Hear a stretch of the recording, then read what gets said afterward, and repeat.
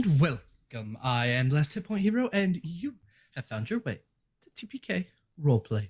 We are so very glad you're here and hope you enjoy your stay.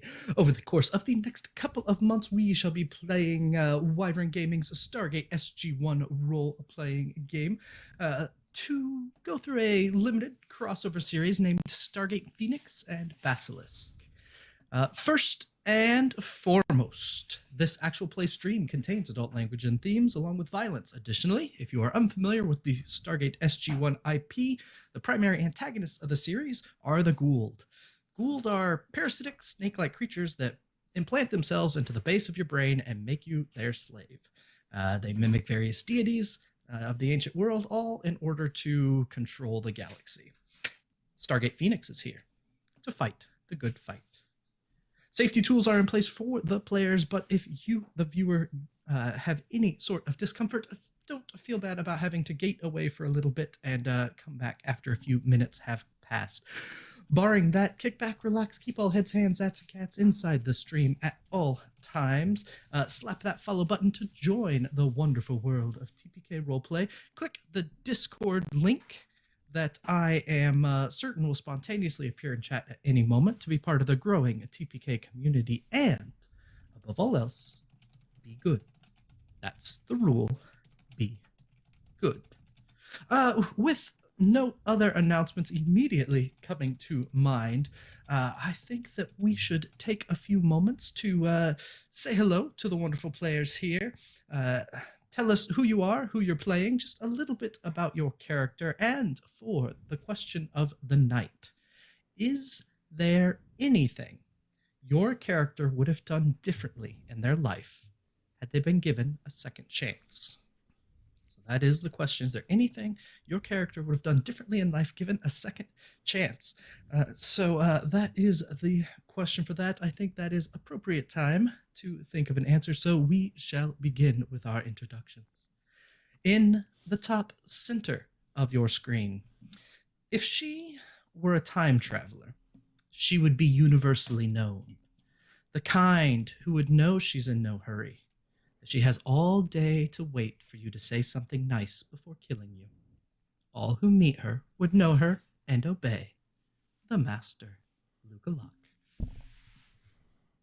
Hey, I'm Luke Locke. I'm in love with that intro.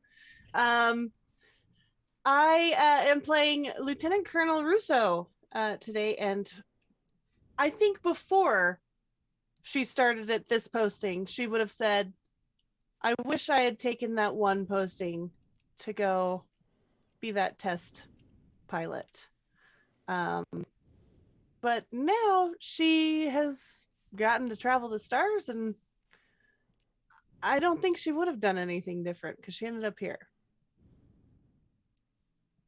Perfect. The immutability of time. You don't want to change one thing. You might change it all. That would be awful, wouldn't it? Continuing over and around in the top right section of your screen, I have no doubt that he would be the time traveler who grabs you by the hand and tells you to run, expecting you to listen. One who needn't bother telling you what he's doing to the controls of his frankly amazing ship, because you wouldn't understand anyway. The fantastic Proper Nerdy. Hello, my name is Proper Nerdy. I'm a TPK staff member, role player, game designer, and master. But not the master, I guess, which is, I don't like all these Doctor Who references as much as I love Doctor Who. Tonight I'll be playing Dr. Alden Troy. Praise the sun. Alton Troy joined, kind of stepped away from the Air Force for a little while because of an accident that nearly killed him. And that's when he was given a symbiote to help him regain his life. And that's when he turned his life over and brought himself to science, engineering, and medicine. And I would say that the one thing he would want to do differently is I kind of haven't quite got this story figured out quite yet, but basically what I'm going to say is that He didn't listen to the orders of his commanding officer, and that led to the death of one of his closest friends, and also led to him almost dying in combat. And so he'd go back and try to relive that moment if he could and try to get things right.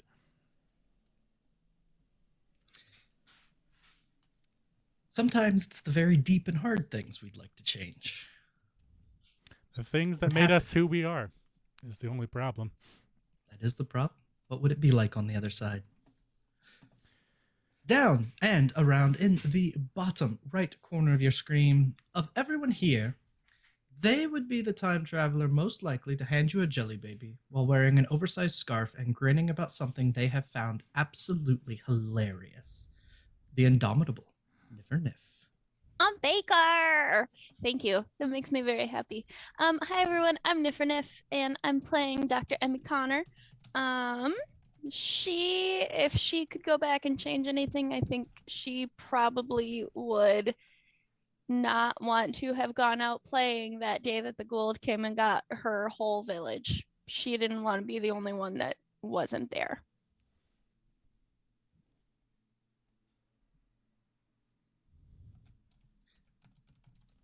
Into the sad backstory changes.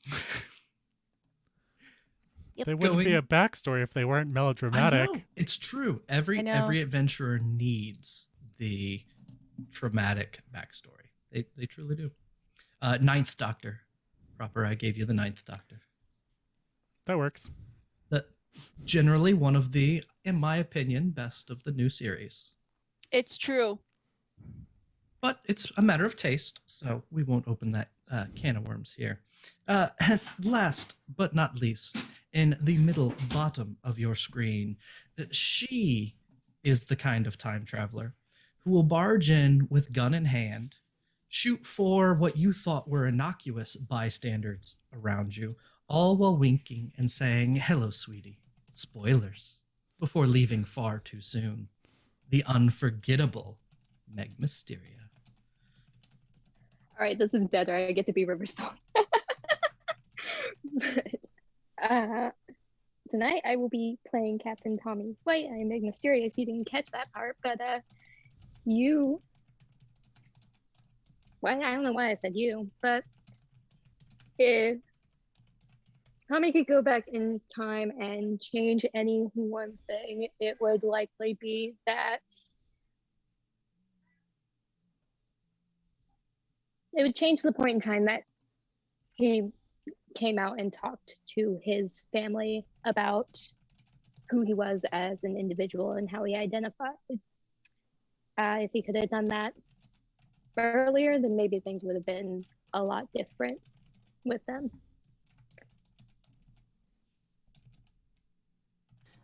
It's always interesting to wonder what would have happened if things still happened, but happened sooner. We will have to see as we dive into tonight's episode, which, as many of you have already seen, is called A Test of Time. But before we go that far, I think it might be a good idea to have a little bit of a refresher of what happened. So, Proper, could you play that summary for us? Previously on Stargate Phoenix. But what's even more unusual is the address itself. Hold on. It was not on the Abydos Cartouche. I'm going to congratulate you, Phoenix 4. You found a brand new branch of the Gate Network on your very first mission. Roses are well tended. The buildings are falling down. The roses are well tended. Is it Exactly. actually roses? Okay, so is it Wait. just me and the and I'm just like glancing at the just me and these two? Hey now, According to the I What may were have you not. gonna say, Luca? Hi. Me and the two Em. nerds? Captain White has been sent with Dr. Irma Langley back to P1X774, the location with the gold and yellow brick found in the DHD. It takes 2 steps toward the fountain and tosses you in the water. Oh fuck. No. There was a lot of threats. Great. Love that. Important information is that he mentioned that Wapouette was a betrayer, and that Ra will, I think, suffer or something like that. Yep. He'll get his revenge on Ra.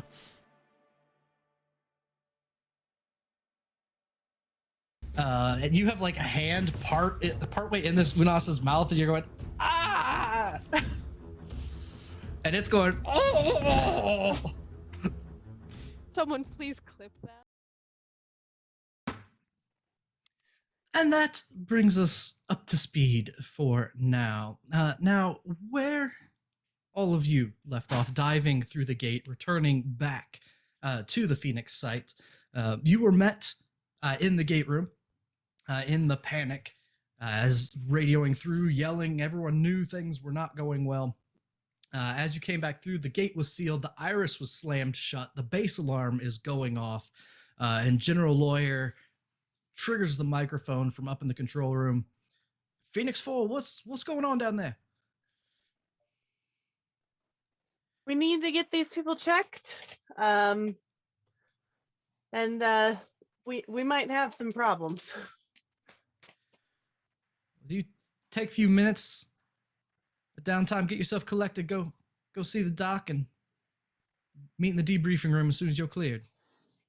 Roger that. I assume that most of the paralysis that we have experienced on and off is mostly faded. It is definitely fading. You can you still feel kind of a tingling sensation, and every once in a while you can like you accidentally bump each other and with something metallic, and it clacks a little bit because it's still hardened in a few places. But as all of you make your way to the med bay and the doc's there, I didn't think I'd see all of you this soon. Is everything okay? Is everything? She checks you all out. She goes through all the motions, takes all of your vitals. There any like water we can squeeze out into like a test tube from our clothes just to check on it? Squeezing water out is a really great way to turn your hands into stone. So everything you were wearing that's wet is taken. It's quarantined. At least one of the private or the airmen that are carrying it around comes back to the med bay with arms that look like stone, as everything's taken away for research. That's mostly what I wanted. Cool. As soon as we're done being checked out and be like, we need to get to the debriefing room. The doc kind of studies you for a little bit. She makes you stay for about an hour. Make sure things clear up during that time. All of you are completely dried. All the remaining water from P3M226 is P3S437 is dried and taken away. And you come to, you're given new uniforms and can make your way back to the briefing at your leisure. I'm gonna go in and sit down at the briefing room. Is White there? Yes. White arrived just a little bit before, and Captain White, in fact, you were brought to the briefing room so that you could be back with your team and could also debrief your own mission. We missed you, White. From what I heard going on in Medbay, it seems like y'all had a lot of fun without me. Not that fun. I think it's one of those. It's better in the telling than actually experiencing. And yeah, I'm real over the weather in all these planets.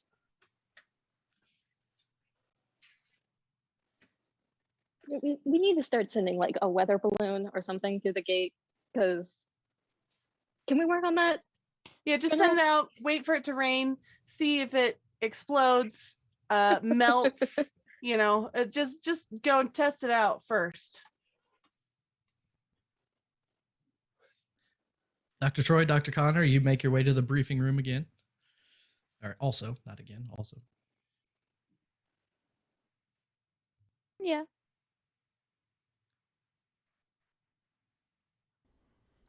Couple minutes, and General Lawyer comes in. He has a handful of paperwork that at a glance you can tell it looks like all of your medical reports. He starts walking in. Well, Phoenix 4, that was something else. Dr. B I said haven't you were... been that stoned since high school, sir.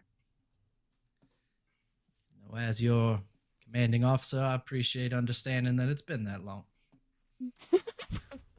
What is? You what can't is- admit things does that like that in the mean? military. I'm just Do my gonna drug turn- test now. I'm just turning to Alton, being like, "What does that mean?" Drugs. Okay. So, you made it back, which is fantastic. I need to hear a rundown of what happened with Phoenix 4 first. Captain White, you can wait for your report. What's up? Yes, Dr. Connor? I mean, a lot of things happened, but first and most important, we didn't let another Goa'uld escape, but another Goa'uld escaped from where we were. I was hoping we'd kind of work up to that, Connor, but thank you. It's the most important part. People need to know. You gotta set the stage sometimes for those. It's fine. Yeah, but I really did miss all the fun. How in the world did you run into a Goa'uld, and how in the world did you let one of them get away? Okay, Rain. and this is why setting the stage is important, Connor. Turns out it was a prison planet. The water there turns you to stone. There's some gardener, some automaton wandering about the place, making statues of all the prisoners. A lot of Unos.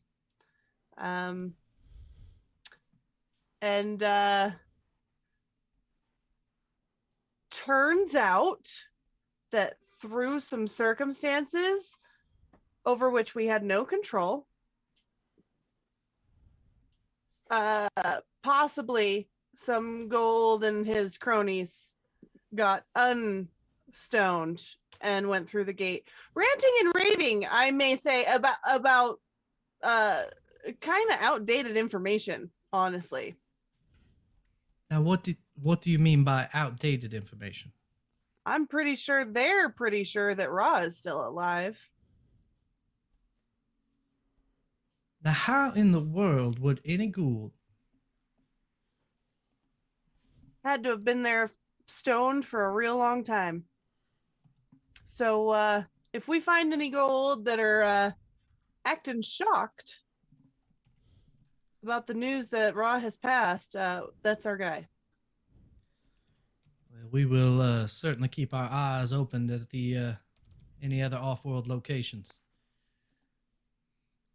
Anything else of note to report before we hear from Captain White? Troy, Connor? I don't think so. We could translate the text as soon as the pictures are printed off the camera. I turned it in. I'll take a look at it when I can. That would be a very good idea. It's Greek, if that helps. I'm sure it will get you a head start. It's Greek to me, Doctor. Stab me. No. Captain White, why don't you fill us in on where you've been? Well, like you already know, I was back on that planet where we found the first one we went to with the little gold box and the DHD with Dr. Langley, is that her name? Irma? I call her Irma, it gets on her nerves. But Yes, she included that in her report. yeah, well, I went on a patrol around a bit further out just to make sure that there wasn't anything else going on, and ended up coming across the scientists and those soldiers from the camps that went missing. It seems like when the Jaffa attacked, they took off in the forest. They were able to use some of the larger plant life to make a tent and cover themselves to keep from getting rained on. All right, well, I guess it's good to know they're alive. Yeah, last I checked, they're all back in medbay, making sure they're getting checked over and treated. It was very good work on your part, Captain White. Oh, Thank you you can for thank that. Irma for that one. I am not going to officially reprimand you for how you refer to Dr. Langley. We are outside of outside of the more formal interactions. However, I would recommend a little more tact, perhaps, Captain White. Yes, sir. My apologies. Thank you. Now I want all of you to take a few days, see what you can sort out from what you pulled off the pictures off that wall. The rest of you get your rest. We'll make sure that Dr. B has cleared you fully, and once that has happened, see what our next steps are. Sounds good. You're Connor, dismissed. let us know once you get those pictures ready. It's not pictures, it's Greek. The Greek Okay. photos On the pictures. Yep. Yep.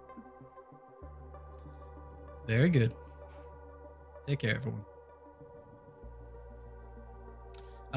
You all have a couple days to do whatever you would please.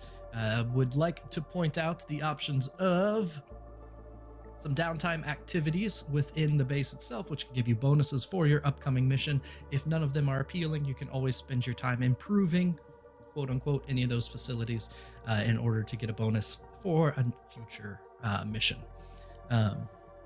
So we're going to go around the horn. Just basically let me know what you plan on doing for the next couple days.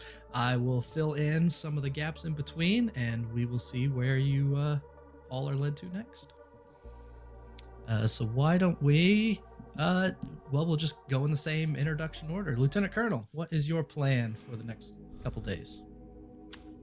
So Russo will spend a lot of time at the firing range and gym and mess hall. A lot of time during like very waking, busy hours.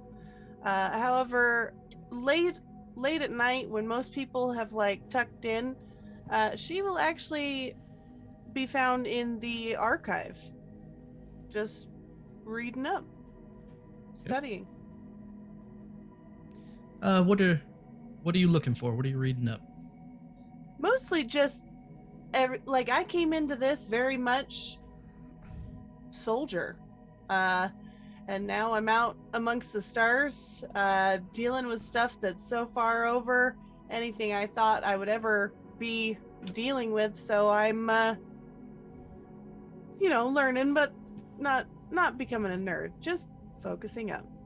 Okay, just kind of a general overview of recent events, or? I mean, I am just taking in as much as I can. Okay. Just going through the books, taking notes here and there, just trying to pay attention to like anything of note or that matters. Like I'll be visible at the other places, but here's where I'm really putting my concentration. Okay. There's a few of the later shift airmen that get to, understand the routine very quickly. Their entire job is to, watch the goings about, and as you pass by, the airmen nod. Hit the books again, Russo? You can only read Wizard of Oz so many times. I love that story. And then in the film, when it's black and white or it's in color, it's beautiful. It's a really good story. The slippers were silver in the books. Were they really? Hmm. Yeah. Well, why would they do them ruby in the film then? Technicolor was amazing. It was brand new. Had to take advantage. That makes a lot of sense. You take care, Russo. Let us know if we can do anything. Help you out. You have a good night. Dr. Troy. You mentioned that we could like upgrade one of the spots in the base for one of our Yes. downtime activities. I know it's going to be kind of, we saw this coming a mile away. I'd like to spend my time helping upgrade the research lab. Okay. I'm not totally sure what that looks like, but I imagine it's something to do with tapping into my symbiote and accessing some more information that maybe he's been hiding away. And he's going to spend basically his time... Did we recover anything from the previous mission that we could investigate? So there are samples of the water that came back in your clothes. Mm-hmm. And there were pictures of the Greek letters on the wall. Gotcha. And I don't think anything else made it back intentionally. Basically, I think what makes most sense is that he'd be looking into the water to see how that could naturally occur, or what they could have done to manufacture that as a natural occurrence. So that's what he's been doing for this breakdown time. Sure. Why don't you give me perhaps a science check, and we'll see how much progress you make on studying that water. Imagine if we could figure out that water and put it into squirt guns. That might be a war crime.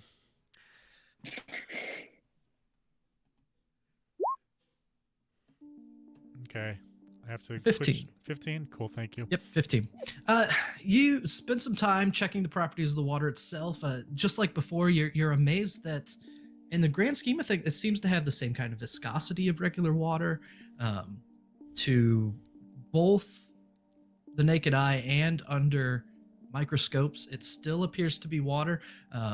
What's unusual is when you're looking at microscopically, anytime you see water out in nature, there's going to be little things floating in it.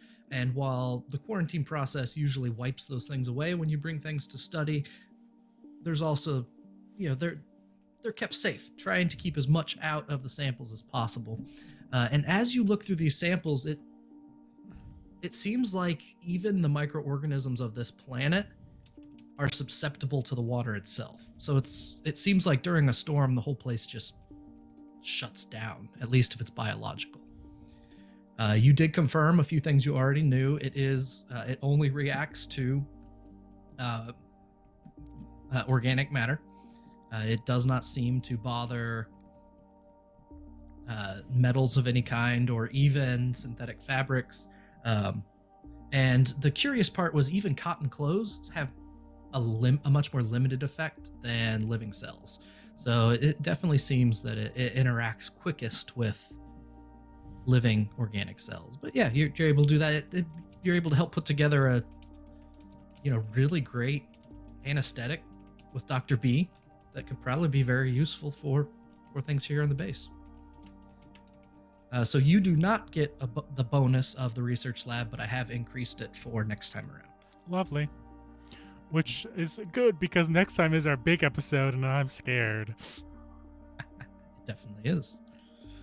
Dr. Connor, what are you doing during downtime? Well, however long it takes to get photos developed in 2002. They still print off. Okay, good.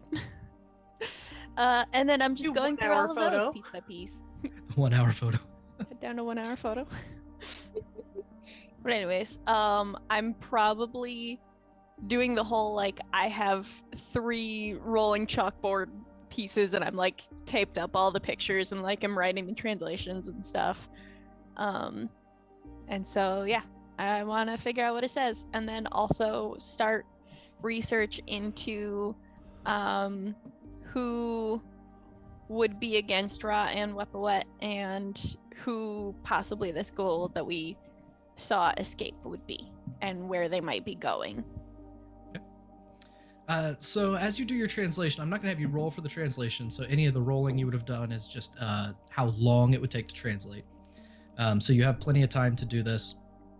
So you're able to get the translation knocked out fairly quickly. There are a few things that are revealed in the translation. First, the bulk of it, and by bulk, I mean the vast majority of this translation is a legal code of some kind. Cool. Just outlining different crimes and the penalties for those crimes. What is unusual about the penal code, it requires forced public conciliation for various lengths of time. That is the the most common punishment. And what is particular is the penalties range from days to years to decades to even millennia for different offenses. So you get this scope of the penalties. There are, let's see, the planet was called Sarpendon, which I will put into Roll20.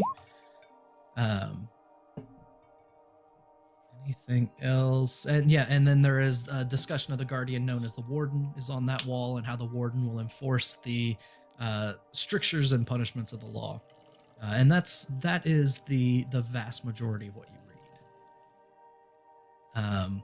You take a look at some of the pictures you took of the central fountain, and you notice what's you were too busy being thrown into fountains by Unas at the time to notice. There are actual plaques on all of these fountains. And now that you have the translation down, it's very easy to read that each of these plaques has various names and punishments. So you kind of go through the different fountains that you saw, and there's a couple of the minor fountains. And like one of the minor fountains had Arcelius, treason, 1 century. You look at a different fountain, Hylas, severe theft, 2 decades. And you're doing the translation of the time, and as part of this, you work your way through Luca, mass murder, 1 millennia.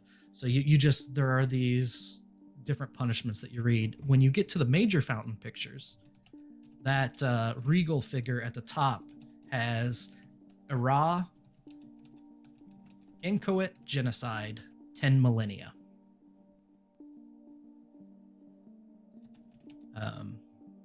And then the other figures around are listed: Istin, Cinna, Salus, Erby. They're not particularly important. The only one that is notable, I'll Can copy. I get this in writing somewhere? Yes. So the first 3 are just kind of inconsequential examples of what's on the fountain. I'll toss them on just so you have them. The important one is Era, inchoate genocide, 10 millennia. So that is what you get from your translation.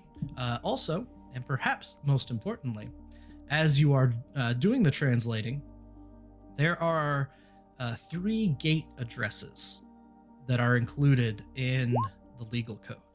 And as you're looking at it, your best guess is perhaps they are, perhaps these people knew each other. Maybe they were in some kind of treaty. But in any event, there is definitely a something unifies them. So that's so you have three gate addresses that you collect. Hooray, new gate addresses. Any chance? Over the table, Niffer, like, legit, are we going to ask your question? Maybe later. Okay. So Curious. So now I've forgotten what my question was. Oh yes.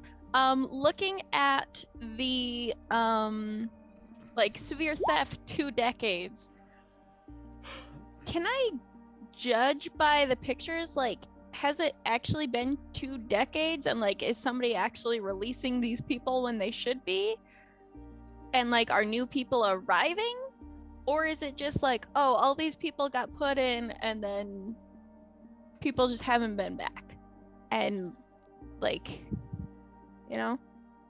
So that's something, it would be much easier to determine that on world instead of through the pictures. But I will let you make a perhaps an investigation check, unless you can think of a reason something else would be appropriate. Let me look at my skills before I figure out what be. Nope, investigation's great. Okay, go ahead and You give me guys an investigation check, and we'll see if you can piece that together. What, Meg? Didn't you guys get a chronological log from the DHD about the recent addresses? Yes, but not like what year they were dialed, right? I It see. was like all the recent addresses. and know like which one was the like. It No wasn't like, actual time hey, it's frame. this one that you want. Yes, Yeah. there was no There was no specific timestamp. Right, and there haven't been dialed out ones though in a while. Yeah. If I remember right, I believe there were 5. There were 6 Right. total, but one was One Oh. was the Phoenix site. yeah. So there were 5 total that addresses that you pulled from that. So you have essentially 5 addresses that you pulled from that. You have Right. 3 that you pull off the wall. Cool. A quick Um, cross-reference shows that of those 5, 3 of them match the ones on the wall. Cool. So more than likely, it's one of the 2 that we need to look at. Yeah. So I will first of all point that out. Second, do we know anything about the addresses that match the ones on the wall? Like, are they ones? They're not ones in our database, right? You go to check. Is that something you want to follow up on? Yeah, I want to look at like these 5 gate addresses. Have we tried to dial them? Have any of the other sites tried to dial them? Are they in our libraries? Danae would be the person to talk to about that. Hi, Danae. Danae and Haima. Haima is the host. Danae is the symbiote. Danae is the dominant personality, as the Toker tends to lean one way or the other Mhm. the majority of the time. Hi. What is it?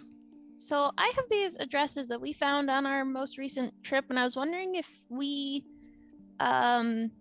knew about them before, or if they're like completely brand new. What addresses? New addresses? What are you These- talking about? Yeah. We went to Do you have them written down? P3S437. Yeah. Here, Yes, I'm the one paper. that dialed the gate. Just Yeah. No, I Let me know. see. I'm just. Can we check them in the library? she kind of reaches out and snatches, takes those from your hand, Yeah, starts typing them in, cross-referencing. No, these were not on the Abydos Cartouche. Okay. And no, they're not a theoretical address either. Okay. These are new too. So you're telling me that in a handful of days, a week, you have come up with 4 new addresses? Yeah. Do Well, you understand more? how that defies all of what we've? You'll have to excuse Danae, please. Danae gets very excited about the gate. She can be a bit sharp sometimes. You're Dr. Connor, correct? Yeah, and if you think about it, like we only really found the one that wasn't in the library, and that led us to these other 4. So it's kind of just like a branching web thing. It's not really like that big of a deal. Is it a big deal? Well, the implications of unfound isolated gate networks, they are quite serious. We understood the gate to be unified. We know that there's only 39 symbols on a gate, and you can't dial every address from every address all the time. But still, to think that we could find 4,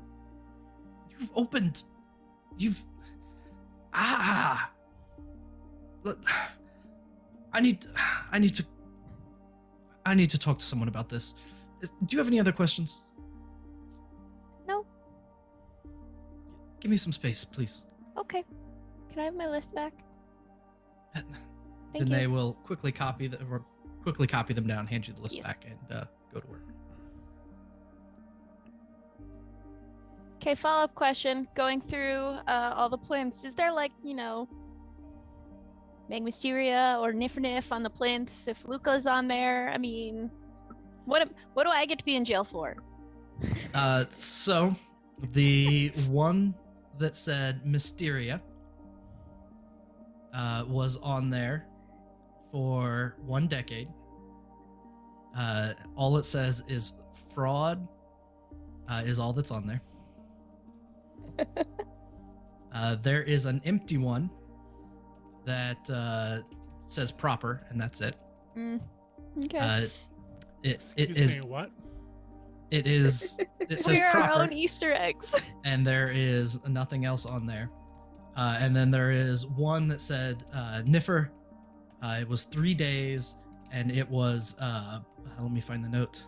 It was public. It was public something. Oh no. I can't find it, and I closed the file. What was it? It was public. I'm calling urination. Public nuisance. That's what it was. Public nuisance. As it should be.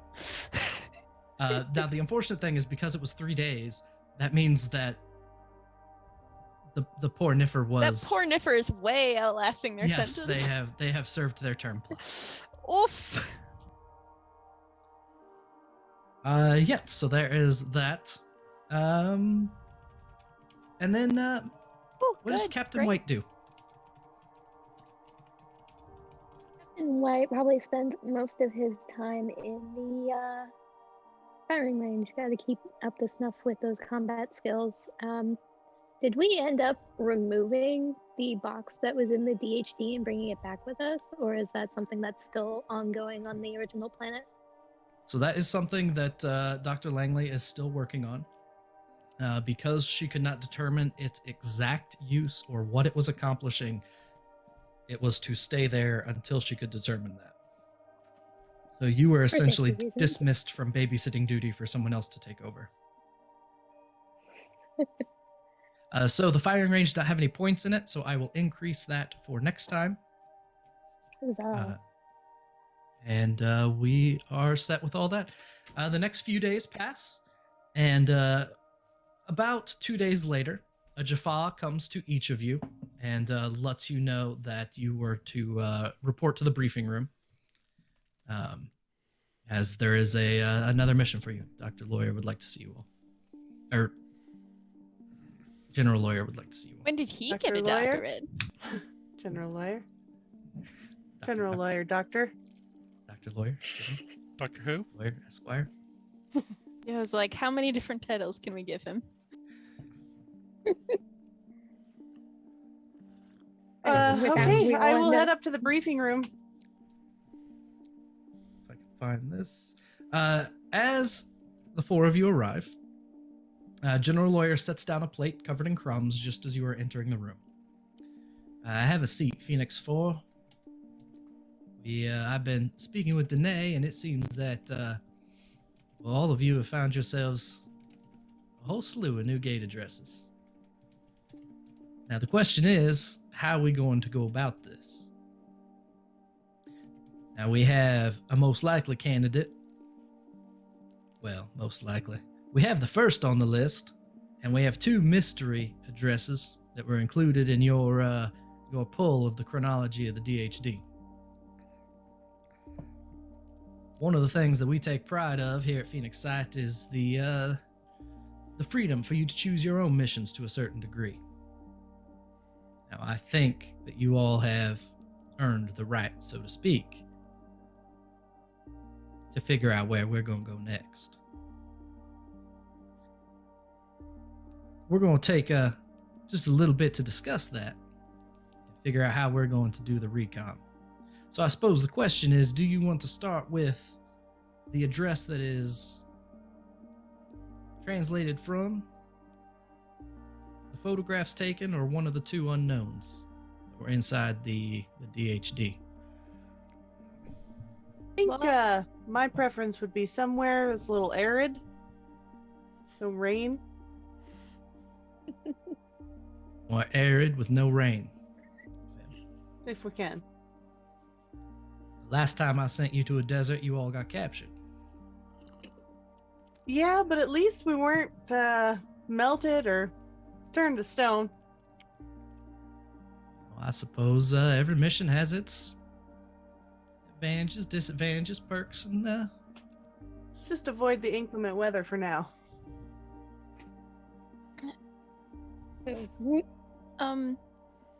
Most likely, Era probably would not stay on the planet that he dialed right away from the Warden's planet. So, Sarpedon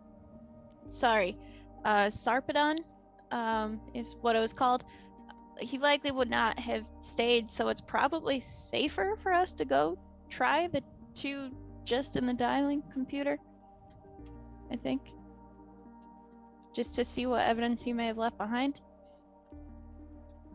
I can understand that as a possibility. Any thoughts from the rest of you? You knowing your potential enemy is a good idea. I'd support that plan, or just point me where you want me.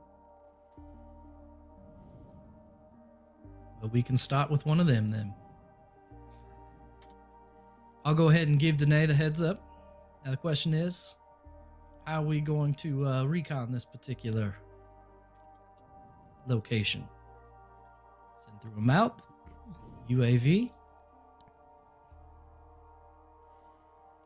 I'm Weather gonna say balloon? Malp. UAV didn't help us out much last time. I want a more up close view. I can appreciate that, and you are always welcome to request additional reconnaissance. We want to take our time to get the information we need. Yes, Captain White. Can I request a weather balloon? We will put in what is now a common request for a weather balloon. We will see what we can sort out. I will speak with Senior Airman Jacobs, see what we can get back from one of the other sites. For now, we'll have a map sent to the gate room. If you all go to the command center, we'll see what the map comes through. All right. The group of you move from. I guess I can put you there. Oh, I just moved the background. Move to the window that overlooks the gate room. One of the things that the Tauri in general have really grown to appreciate is the secure blast screen that can be put over a, an open wormhole. Never know what might come out. So you all make your way just over next to the briefing room to where Danae is stationed. There's an airman over off to one side. You know, kind of station yourselves around the room, and just for my own edification, where would you be standing?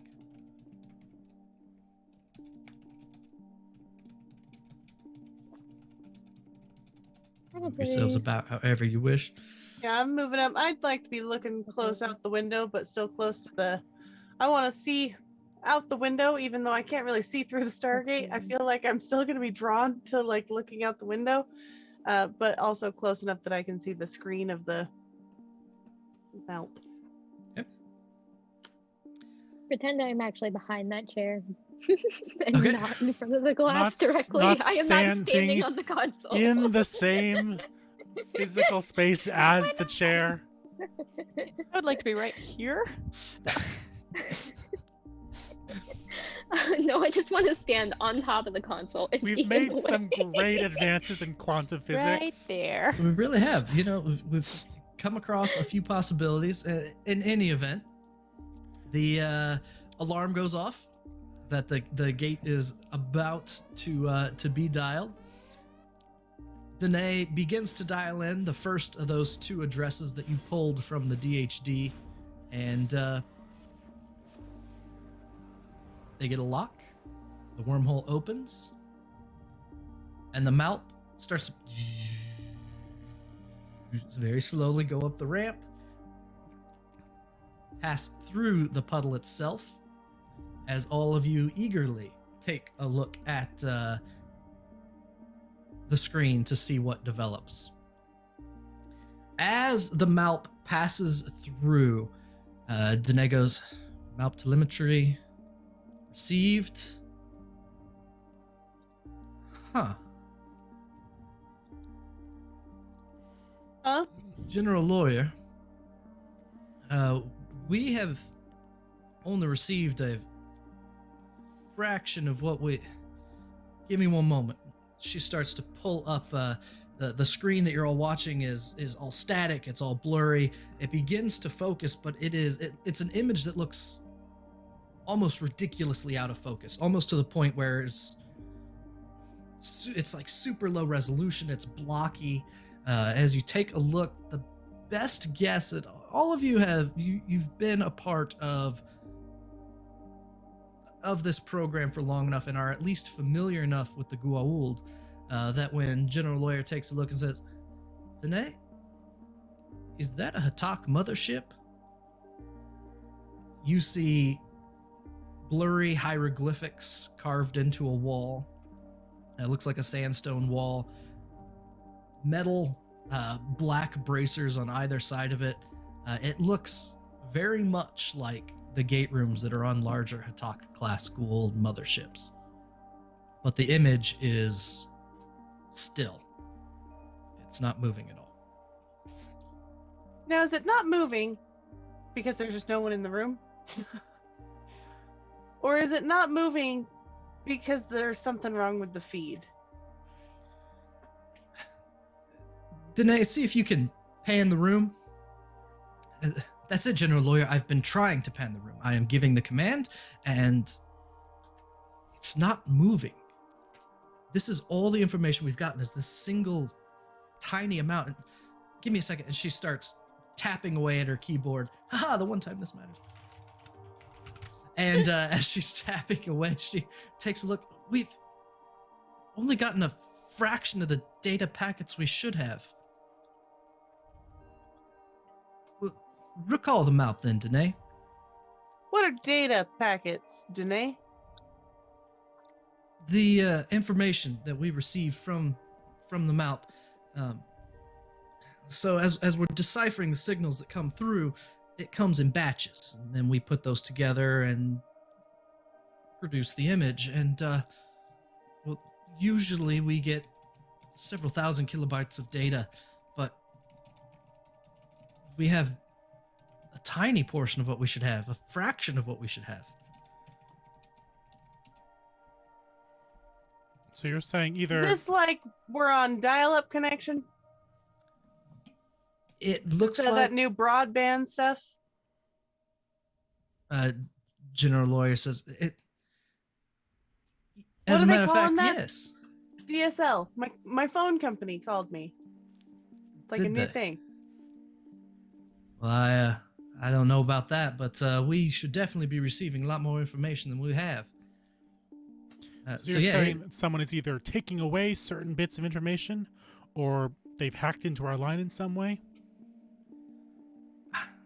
In any event, there is no other information coming back through the gate. We should be receiving the signals through the gate. Now, the map can't come back because the gates are one way, but the signals should be coming back perfectly fine.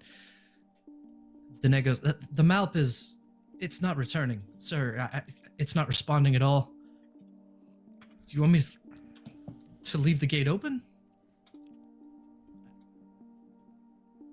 General Lawyer crosses his arms. Let's try sending something else through. Give me 1 second. Airman, I want you to go get one of them video cameras and find me one of the Jaffa. Let me have a Matak staff, a training one if they have it.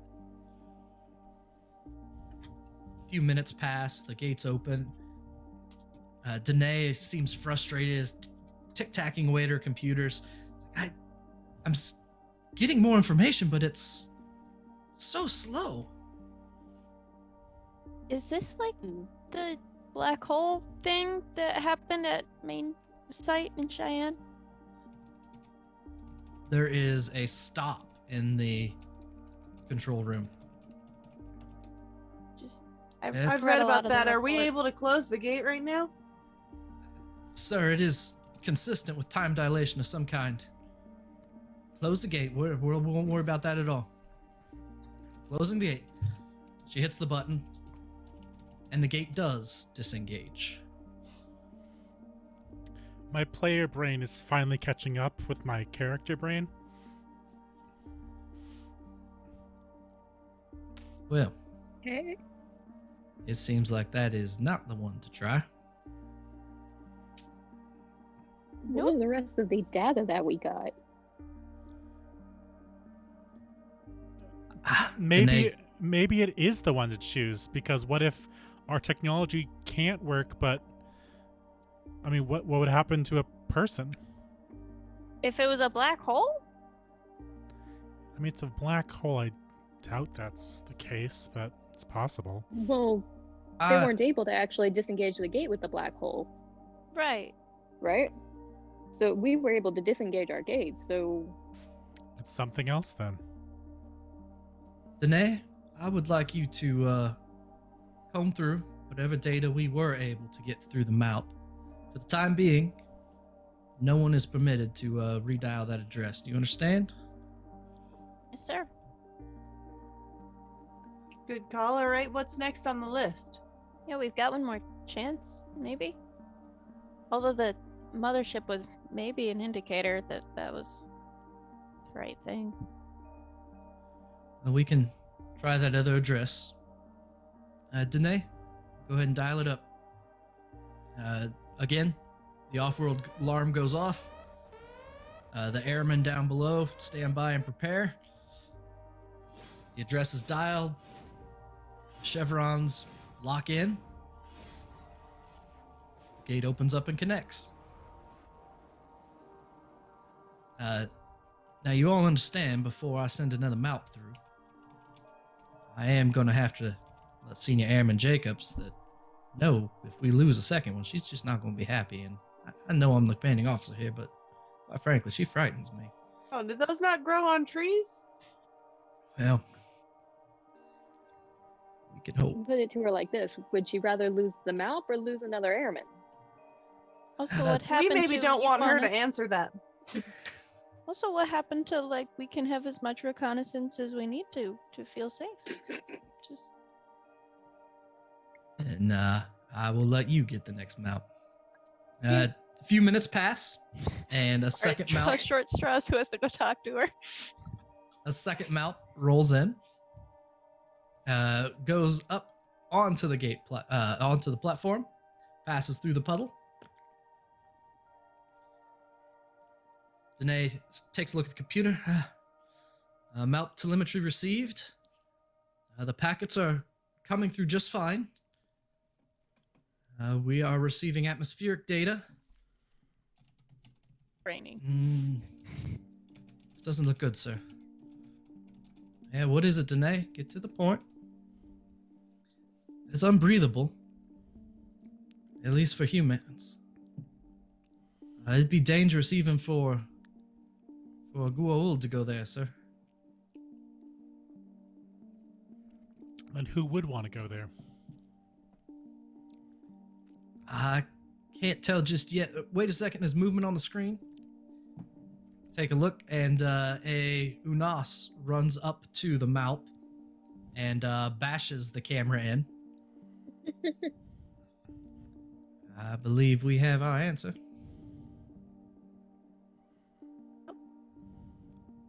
Are we receiving data from the rest of the sensors on the Malp? Yes, sir. And what are you picking up? Well, acidic atmosphere, caustic, oxygen levels are too low for humans to survive unprotected. It doesn't look good, sir. Don't we have some Unas people on teams here, though? Yes, we do have some wouldn't be- Unas. Likely for us to go, but perhaps they could go get the melt back, at least. And Jacobs wouldn't get mad at us. No, I think that you're absolutely right about that, Dr. Connor. I believe, Phoenix 7 is made up entirely of Unas. Sounds like a good mission for them to explore and see what's going on. So is that it for our addresses? Well, those are the two that you found in the DHD. Could try the other three.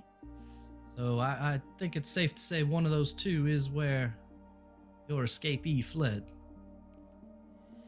Probably We'll have not. Phoenix 7 keep their eyes open.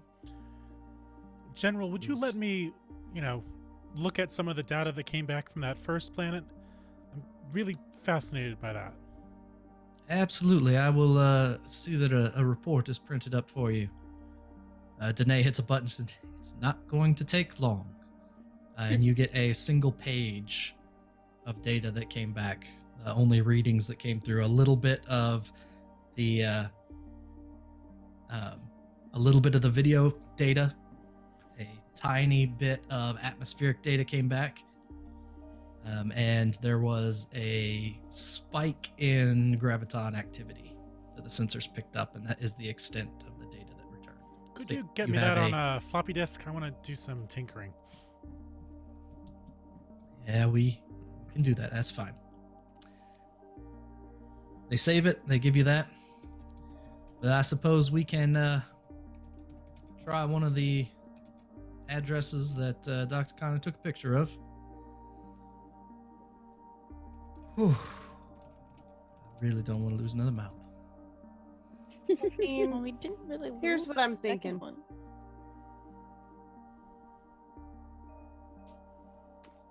We know it's not some sort of black hole situation. It doesn't seem to be that, at least.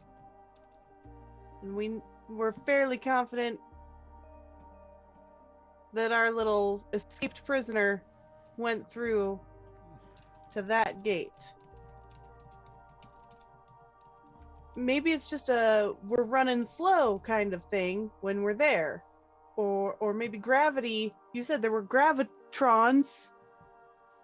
Maybe it's some spacey kind of stuff, and it's just like gravity there is heavy. Gravity I don't shouldn't actually know much about it. affect the Connor, speed Connor. at which radio signals are transmitted, given that they're on a wave and don't actually get affected by weight. Is it Unfortunately, actually, possible? they could be affected by gravity. Is it Okay. possible that it's just like a really heavy, slow-moving planet, and we go through and we're just moving in slow motion, but everyone's moving in slow motion, so it's okay. We're just gonna get the map and come back through and maybe grab our escaped prisoner while we're there. I doubt he has made it far. Well, it did not appear to be in that particular room. Was it a room? Sorry, that's out of character. Yeah. So It was above table, it is essentially the receiving room of Hatoks that have Stargates. Yeah. okay. Yep. Good So- deal. I didn't know if it was like you could see the mothership like in the landscape, or it's like, oh, Nope. we're in the mothership in the ring. Yep. It is. Then It it's- is then it's consistent. Definitely that guy. It is consistent with a Hatok mothership that has a Stargate in it. It's definitely that one. Cool. Great. The general lawyer says, "I can appreciate your eagerness to go on through. Dr. Troy has the information he needs to do some additional study. Danae is going to be doing some study as well. I'm sure the two of them can get along quite nicely. When I think it's safe, we will try that address again. For now, let's try and find a, let's say, a more innocuous. All right, Stop let's go through report. the other three. They dial up. A third Malp is brought to the gate room. Senior Airman Jacobs herself is standing at the blast doors with her arms crossed, looking up at the command window as the Malp rolls in. Do we just start sending UAVs? Will that make her less mad? I somehow doubt it. Just let's not worry too much about Senior Airman Jacobs. I will smooth it over for all of you. Don't worry. Stargate is dialed. It opens up. It locks. The Malp goes through. There is that as it passes through the puddle. Danae sits at her console. Telemetry received. We are getting information, General. The air is breathable. The images are coming in as soon as I find where I put them.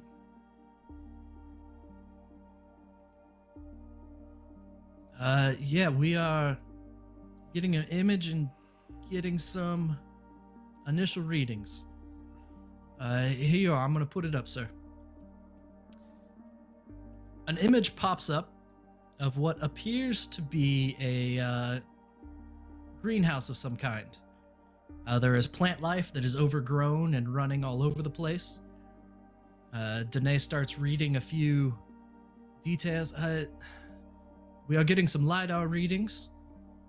It seems that there is interconnected buildings. The Stargate is inside the buildings. We can't get any data from outside. Something large and pyramidal in one section. Best we can tell, some smoke, some smog of some kind. And, yeah, the environment... Can we get Dr. Berg in here? What am I seeing on the screen? That is the image coming back from the MALP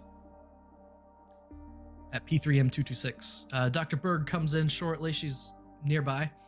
What is it? What do we find? Danae gestures her over. Is this breathable? Oxidization stress would probably set in after about 24 hours, but I mean, for the first 12, you're gonna feel great. General Lawyer looks over. So, is it safe for the team to go through or not, Dr. B? They'd be fine for 12 hours or so. Danae, any other unusual readings? What about the rest of you? Anything else you want to know? Yeah, 12 hours and then what? We just start to get a little funny? Dr. B, well, it's... So... It'll take about 24 hours for any kind of actual damage to take place. 12 hours, you'll be a little lightheaded. You'll actually feel really great, really strong after about a half hour. But yeah, just for long term, actually the oxidization, your lungs start to rust after 24 hours. So I wouldn't recommend a prolonged visit. That Dr. Troy would probably be fine almost indefinitely, with, well, his own assistance.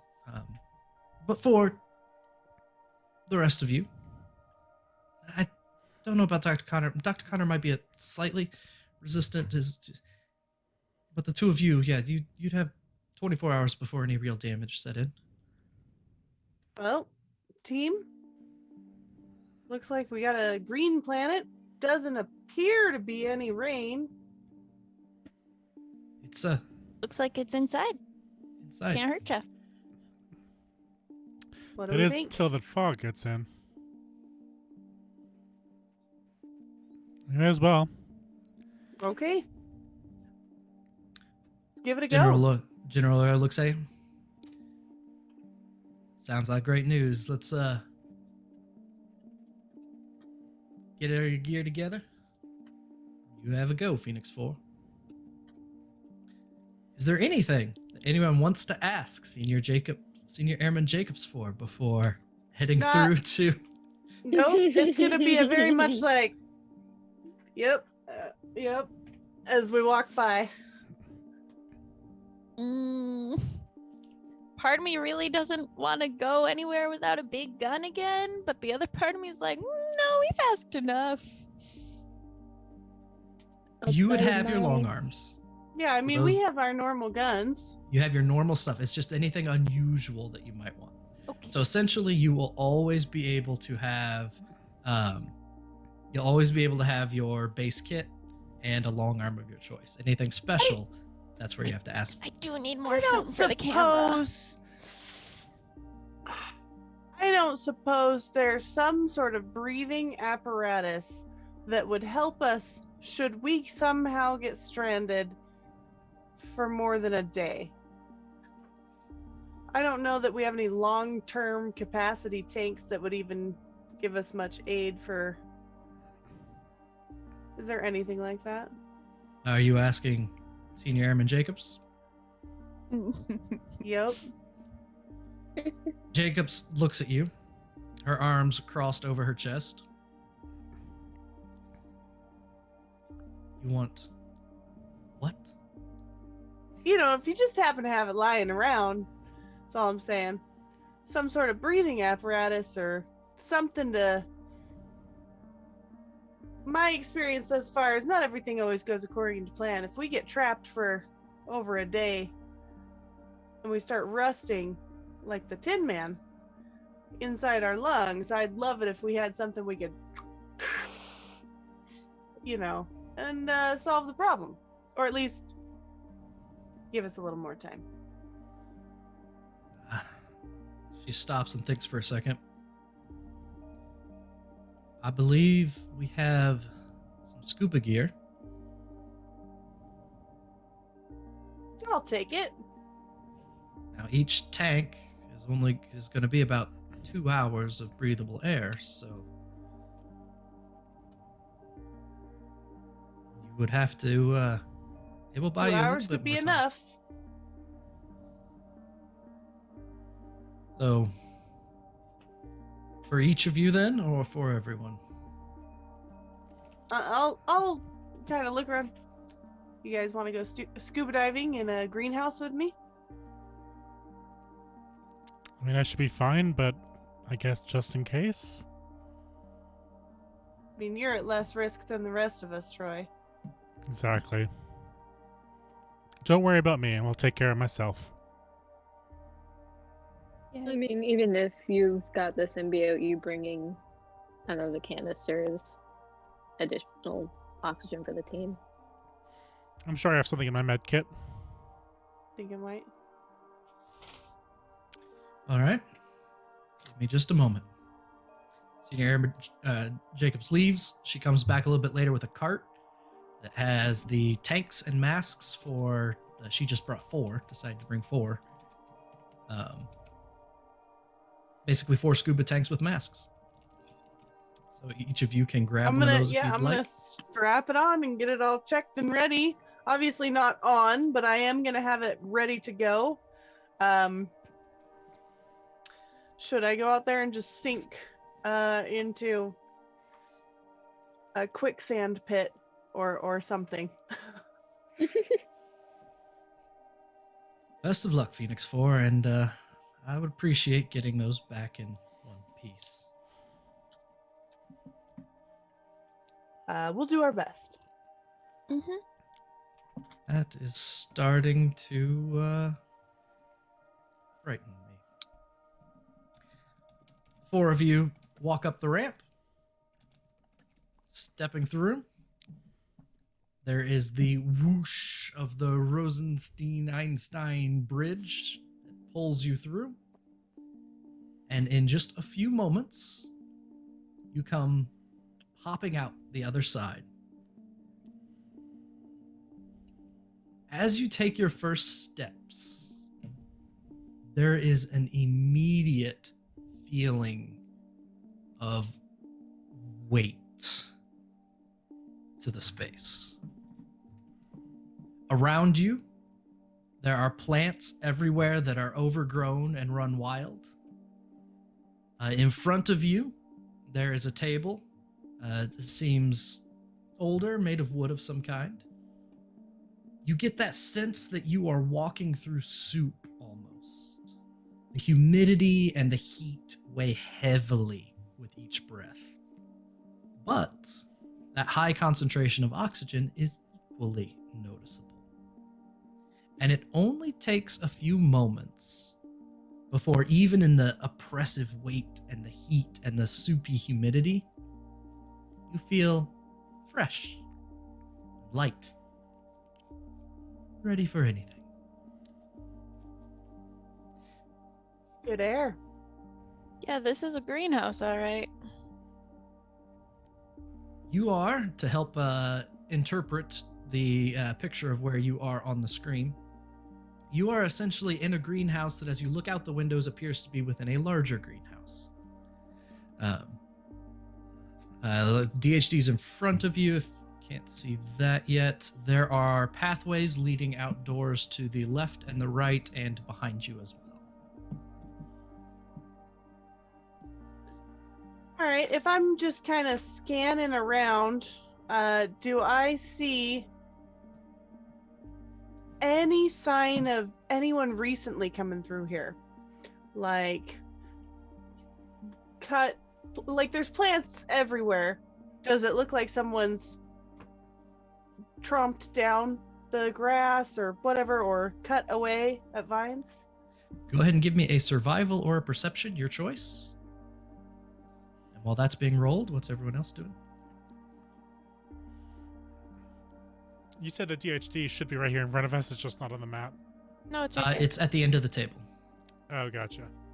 I'm gonna go investigate that because that seems to have been an issue for the last couple sessions. Okay. You head up that direction.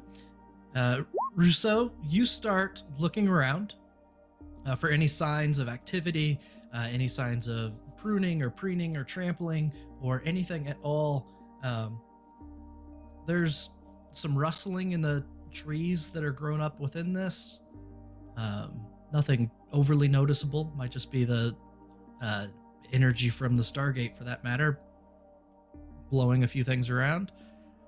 But other than that, no, you don't know anything of note.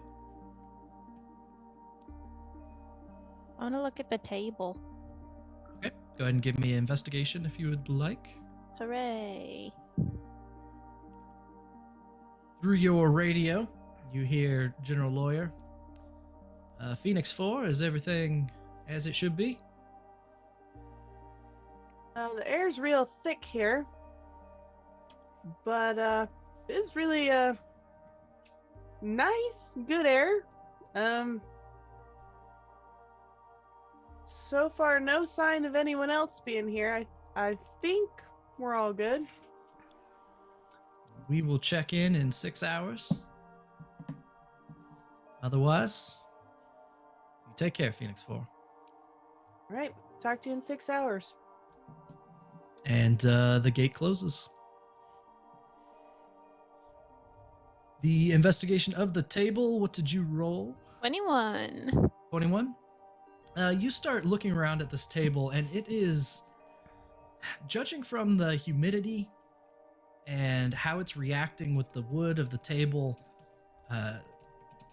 your general guess of the degradation of furniture in an environment such as this, it's likely no one has messed with this table in perhaps as much as a couple decades. It's not anything like paper on it or anything. There's no paper on it. The chairs are oversized a little bit. With that check, your best guess is to be comfortable in one of these chairs, you'd have to be about 8 feet tall, 8.5 feet tall. Cool. I hop in one for a second just to see, like... Sitting Is down it- for a meal, Connor? First of all, I'm trying to decide if I just, like, plop in one. Is it going to be, like, dust that comes out? Or is it going to be like, oh, this is, like, wet because of the humidity? It's not wet because of the humidity, it's swollen from the humidity.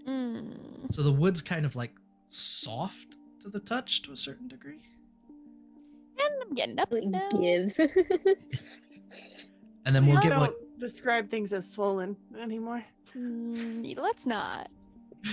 and then Captain White, what are you doing? And then we will take a short break after that. While they're setting up and establishing what they're doing, White's going to end up doing a bit of a perimeter walk around from... We'll start with just like the initial area around the gate and stopping and take a look after that's done toward outside of some of these exits. Okay. Go ahead and give me a perception, a survival, or an investigation. Your choice. All would be appropriate. This one. A 15 perception. As you look through the glass windows of this interior greenhouse, you can see out into the exterior greenhouse. Through those windows is a swirling blackness. As you're looking that direction, your best guess is there's some kind of fog or more like smog that fills the space beyond the conservatory that you're in. As you look up through the glass of the ceiling of this greenhouse and the conservatory beyond, it seems a little bit less dense. It's possible, your guess, to rise above the smog layer.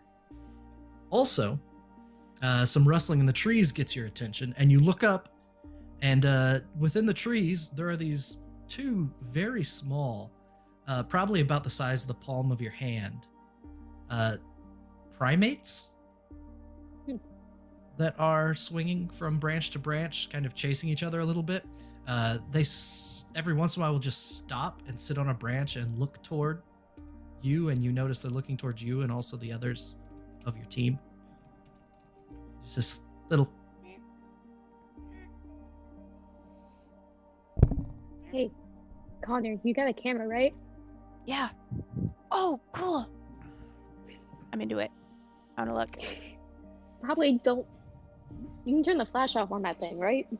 Yeah. I don't want to spook it.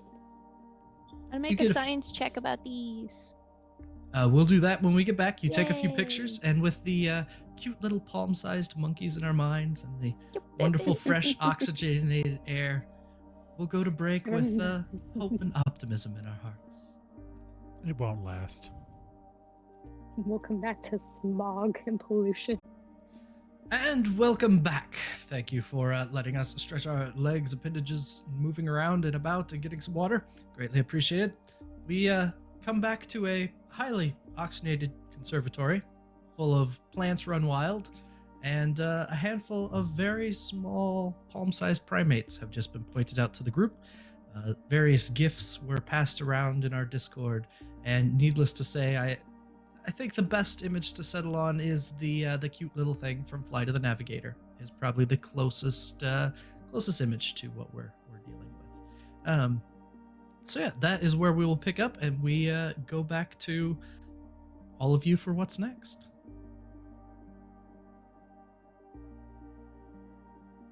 So these two are looking up at these creatures. Yep. Okay. I have a thing that would have been really, really handy during the weird last creepy environment that we were in. I would like to use it now. Okay. I have an ability called Naturalist that helps me in learning about ecosystems and the creatures within. Okay. Can I do that? Can I make a science check about them? Absolutely. You can Really science good. or nature. I Either would one like to seem science appropriate. this. It says I get to add plus TD to the check. Oh, that's right. The tension die for this session is How- a D8. How tense are these monkeys? Well, I guess no. D8, Now it's a oh, no. D6. It would have been higher if you went through a different one. But yeah, D6 is the. The monkeys are not tense. D6. Good to know. No, not tense. Monkeys are chill. All right. Chill monkeys. Chill monkeys. Monkeys Love are here for that. the vibes. Math I know. is hard. 16. 16. So you get read me that ability again. Whenever you make a check that involves an ecosystem and the creatures within, you add plus TD to the check.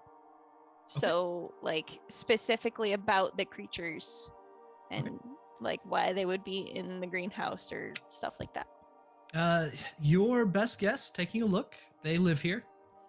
Mhm. There are a bunch of them, but there's not so many that they have overrun the place. Like Mhm. they've not, their population, it's not an out of control population.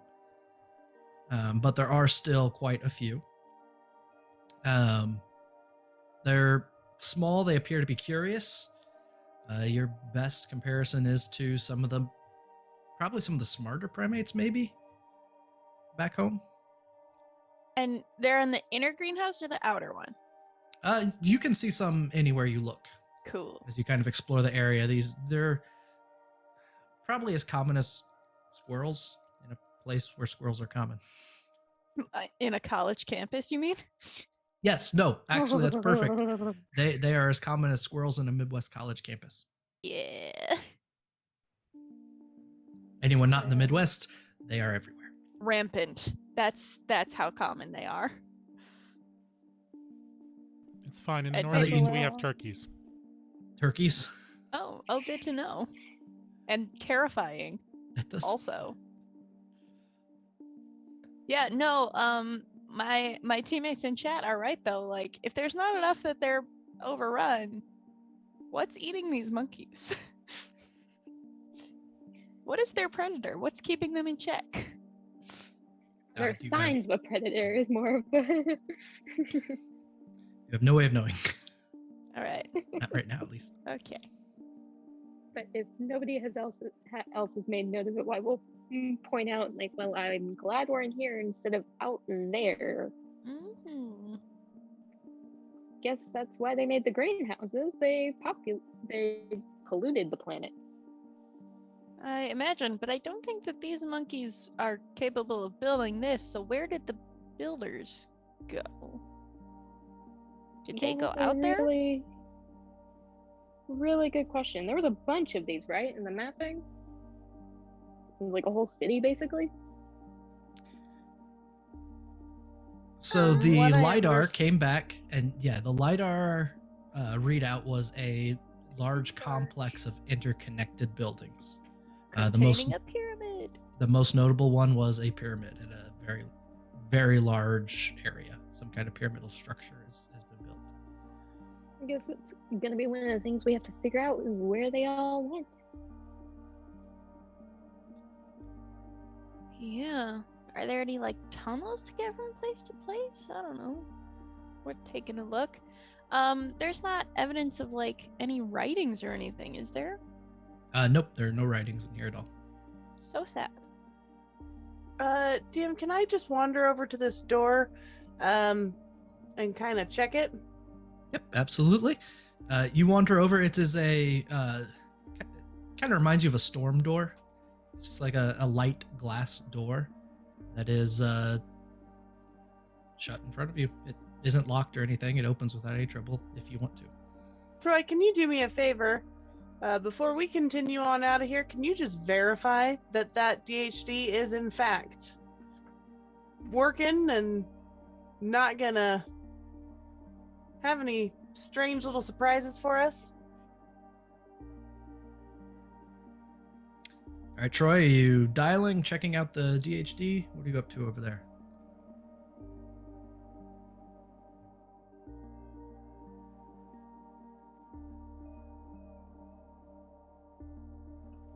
As you have grown very familiar to taking a look at inside these things, just for whatever surprises might be secreted away, you open up the panel of the DHD. It appears to be intact. All the crystals appear to be in place. None of the crystals appear to be damaged. So go ahead and give me a perception check on top of that initial summary. 12. Yep, it all seems present, good to go. There's nothing unusual attached anywhere.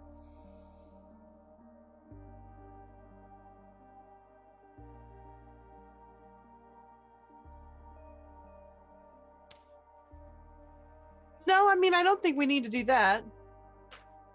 As long as there's no little bricks of gold yellow color and none of that, I think we should be good to head,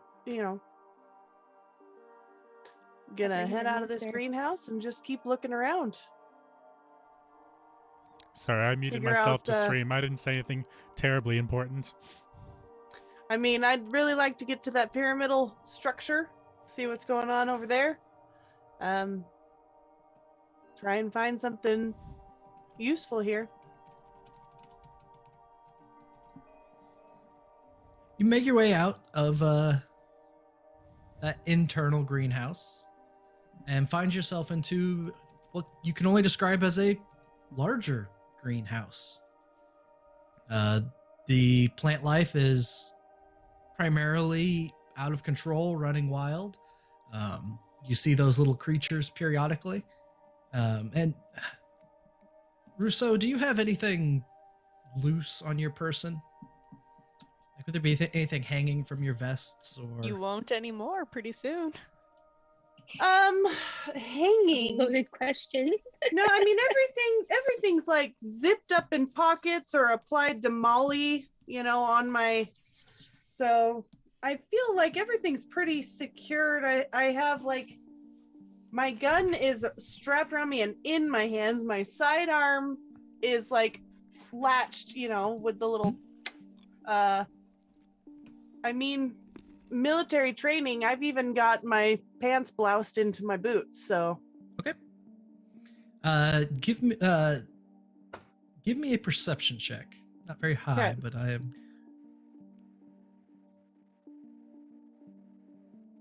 Perception. Oh wait, haha! I almost rolled in roll 20. Hold on.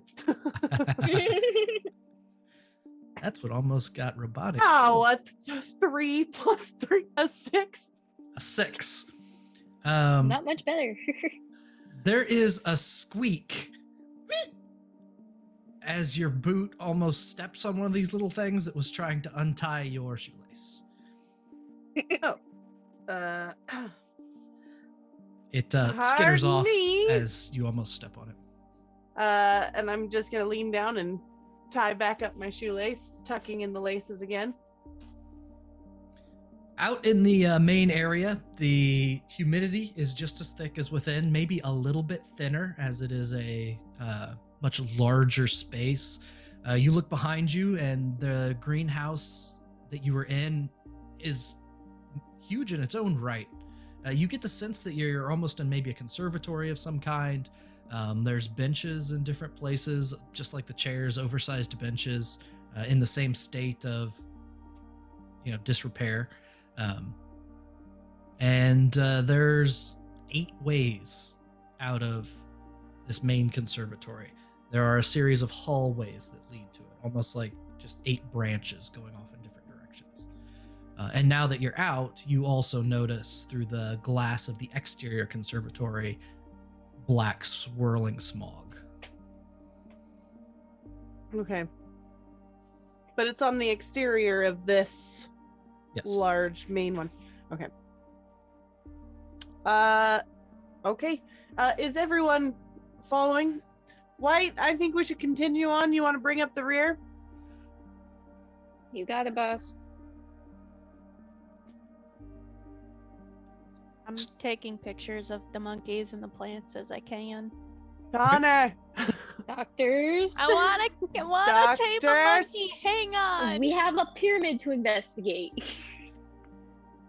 Connor, you can take pictures as you walk. No, that's what I am doing. I'm just Okay. but also maybe trying to tame a monkey. Okay. Holding out a ration bar. I just trying want to be befriend a friend. monkey? Yeah, can I please just give a little bit of an MRE to one? So you would like to stop, Maybe. squat down, take out an MRE, and try and... Come here. Hey. I'm inspecting the natural fauna, right? That's a helpful thing. I'm trying to justify it. Go ahead and give me a check. Probably not. Wait, I have a Eureka point because I'm Animal level handling. 5 and I start with 1. Animal handling's a wisdom, not an intelligence. Isn't Eureka intelligence? Eureka lets me do it to intelligence, wisdom, and charisma. Got it. Okay. So I am going to spend my Eureka point to get this roll better. Okay. It was not helpful. I rolled an 8. I'm going to assume that's a fail so I get my Eureka point back. You can have the Eureka point back. It is a fail. Yep. When you try and get this thing's attention is about the time Rousseau turns around to say, Connor, Yeah. come on. And it runs off. Connor, don't touch the animals. Have you never been to a zoo? This isn't a zoo, it's a planet. And Makes we're it even supposed- more applicable, Connor. We're supposed to be researching. Up close If it view. bites you, I don't know the cure for space rabies. I don't get space rabies. You might. I'm You think? Just don't touch the animals, Connor.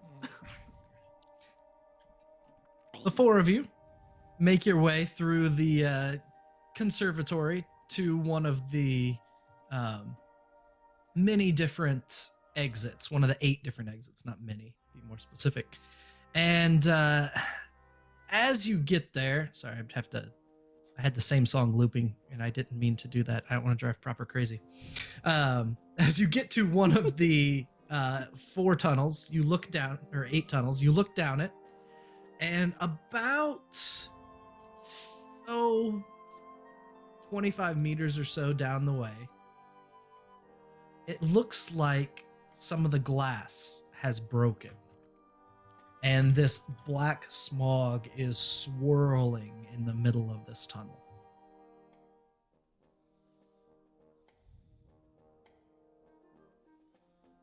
Is the smoke encroaching, or is it just kind of consolidated in that area? Yeah, is It- it acting like normal fog? It looks like it's not dispersing. It seems to be more pooling. So whatever it is thicker than normal fog. It's Are colder there too, any probably. plants around it? And is it like hurting? Is it like as it passes over the plants, are they all like and dying? Or, does it just seem like very heavy, thick pollution? So you're about 80 feet away from it. Give me a perception check. Oh. Let's say it disperses to 20, about 60 feet away. Perception. Okay, I've got a number. We still have access to the mouth, right? Yes. The I'm gonna mouth use my usually plus has, like, a 2 remote control. For a 12 total. 12. All you can see from this distance is there is plant life running down the length of this hallway. It's overgrown also, even though it doesn't seem anything's planted here. So there's ivy on the glass, there's vines going down the hall, and the plant life, like the vines on the floor, have broken off and pulled away from that black smog, just probably a couple feet from its limit. And there's the ivy that's on the walls has curled and blackened away from it. So what you can see from here is, yes, the plant life does not like it. All right, I'm gonna stop. Whatever that is, I don't know if you can see that plant near it, but it's curling up and dying just from being exposed to it. I take We may pictures. want to go around. Well, that's Can true. we try? You said there were like 8 different. Can we try another? Yeah, why not just find a different route? Absolutely. Do we and- want to send the mouth in to get a reading? See what exactly Absolutely. this pollution is? Yep. I mean, set it to head over there and try and read what that is. You head back into the inner greenhouse, and when you get in there, these little monkey-like creatures are all over the mount, kind of batting at stuff, picking at stuff, and as you come in, they scatter and head to the trees. You retrieve the mount, drive it back out. It goes fairly slow on its own, and then program it to send it down the hall. It makes its way down, pauses, takes a few readings, and then starts backing up to come back. And yep, the mount has some initial readings on its display. We just got a very nice donation. If someone wants to check what that was real quick. Oh. Hello, That's 5,000 bits. 5,000 bits. So- Thank you so Mr. very much, Saito. Saito. Magic item and a good table. For Magic me. item and a good table. All right, so the way that I've been doing good tables is when you fail something, anyone can go ahead and claim that as you can just completely negate a failure. Thank God. And then the magic item, we will essentially, you get you will find something that is going to increase your base. So your base is going to be better to help you long term. Cool. So this will be an increase along the. Can we get a baby monkey? You still can't have a baby. you Oh, more than one magic item. Oh, don't it should even know if be they're Cannot actually have a babies. baby monkey, Connor. magic item. 4 players. sniffer Good table. asking. 4 good tables. Oh. So you have 4 good tables to use. I am reading. Yes. Got it. 4 good. So yeah, 4 good tables. So 4 times you can go ahead and negate negate your failure just by claiming one of the good tables, just like we did before. So the Malp comes back with its readings. Are both of our doctors going to science up those readings to see what they come up with? The Science results it up. are Am I initially that very predictable? bad. You're the biology one, so you should do that one. I'll help with maybe an apt analogy, but you can do it. So what do I need to do to investigate this weird phenomenon? So the obvious results are it kills stuff. I and would the like Malp to know why. Yes, the Malp confirms that, and you can go ahead and roll science. Apt analogy is advantage, I believe. Apt analogy adds plus a tension die. So add a d6 to your roll. Give me 1 sec while my computer catches up. You got this. I believe in you, HP. You can do this. Are you talking to the computer or the GM right now? Who knows? I keep seeing Proper's results before he does. It's a fun Don't time. this time, though. Science, you said? Science, yes. Plus a d6. D6 is a 3, and the science is a 23 for a total of 26. Nice! So, Dr. Troy, you start deciphering these results on the Malp, and you come across a lot of very helpful information. This better be the most dramatic information possible because the music right now is tense as fuck. Oh, is it really? That's awesome. So, as you're I taking better a be look, discovering the secrets of the universe. you are Oh, it able just to ended, damn it. interpret. Oh, okay. We'll go back to normal. Yeah, now we're back to very much more normal music now. You are able No to more hype. interpret a couple subtleties. First, this is highly caustic. It will be immediately dangerous to biological contact of any kind without protection.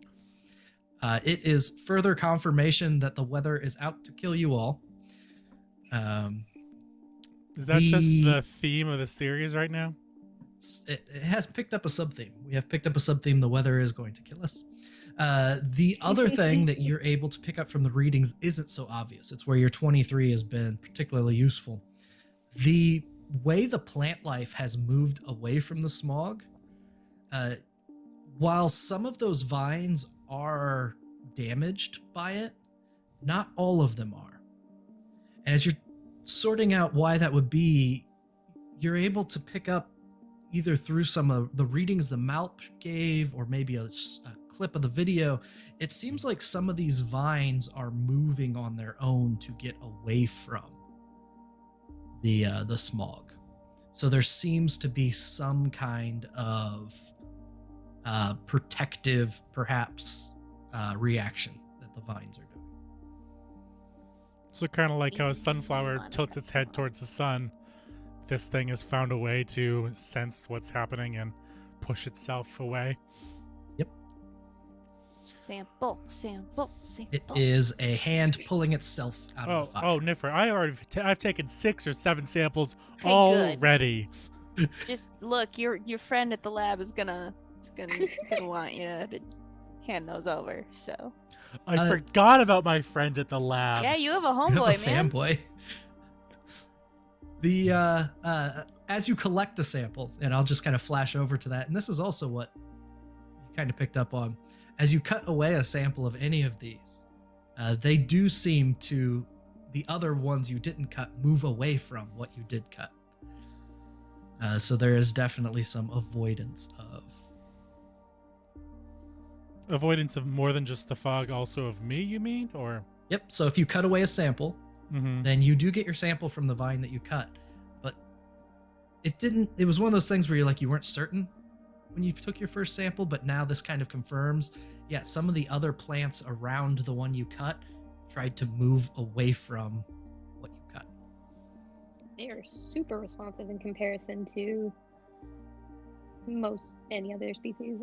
I mean, even a Venus flytrap takes a while to close its maw, and it still needs the little feelers to really start that happening. So there is some kind of extra sensory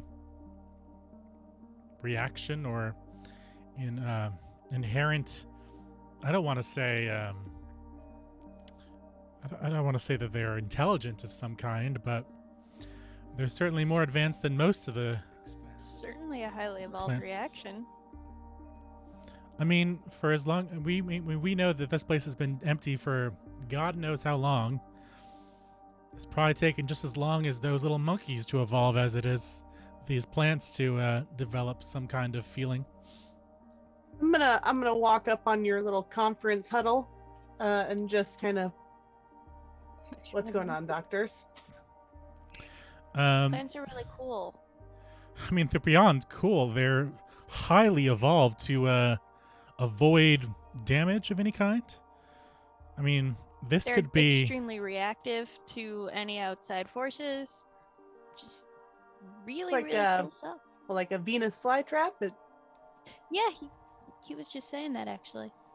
but like beyond But, like faster. beyond physical. It's a almost understands it before it interacts. It's has a sense of its environment more than we would imagine a regular plant would have. You're saying we got psychic Venus flytraps? I mean, I wouldn't say psychic. I'm not sure if Sentient, psychic maybe. is. I mean, psychic is a apt analogy, at least. Sentient? Slightly.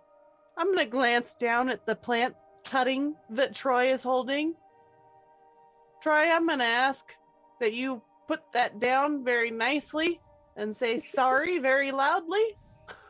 I mean, He's it's already gonna- cut. He's gonna look at you like you're crazy and just say, "Is that an order?" It's not a very sentient. strong suggestion. I don't think it's quite sentient enough that it will enact revenge. After all, I feel like it would be going after the fog a lot more if it were capable of actually defending itself. But it's just a very quick reaction to outside stimuli. All right. Well, you guys are the doctors. I will leave that up to you, but we should bag and tag what we want, and let's keep going on. We got a pyramid to check out. HP, you know what he's going to do? He's going to take one of the samples. He's going to... Hold on.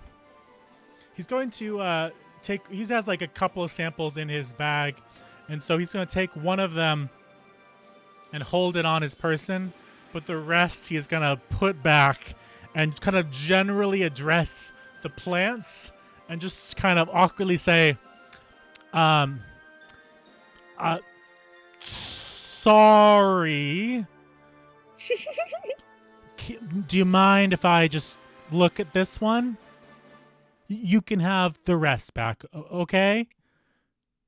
And then because they probably will not respond, he'll like back up a bit and go try to find the lieutenant colonel. I mean, unless GM you say they respond for some reason. They respond with "I am Groot."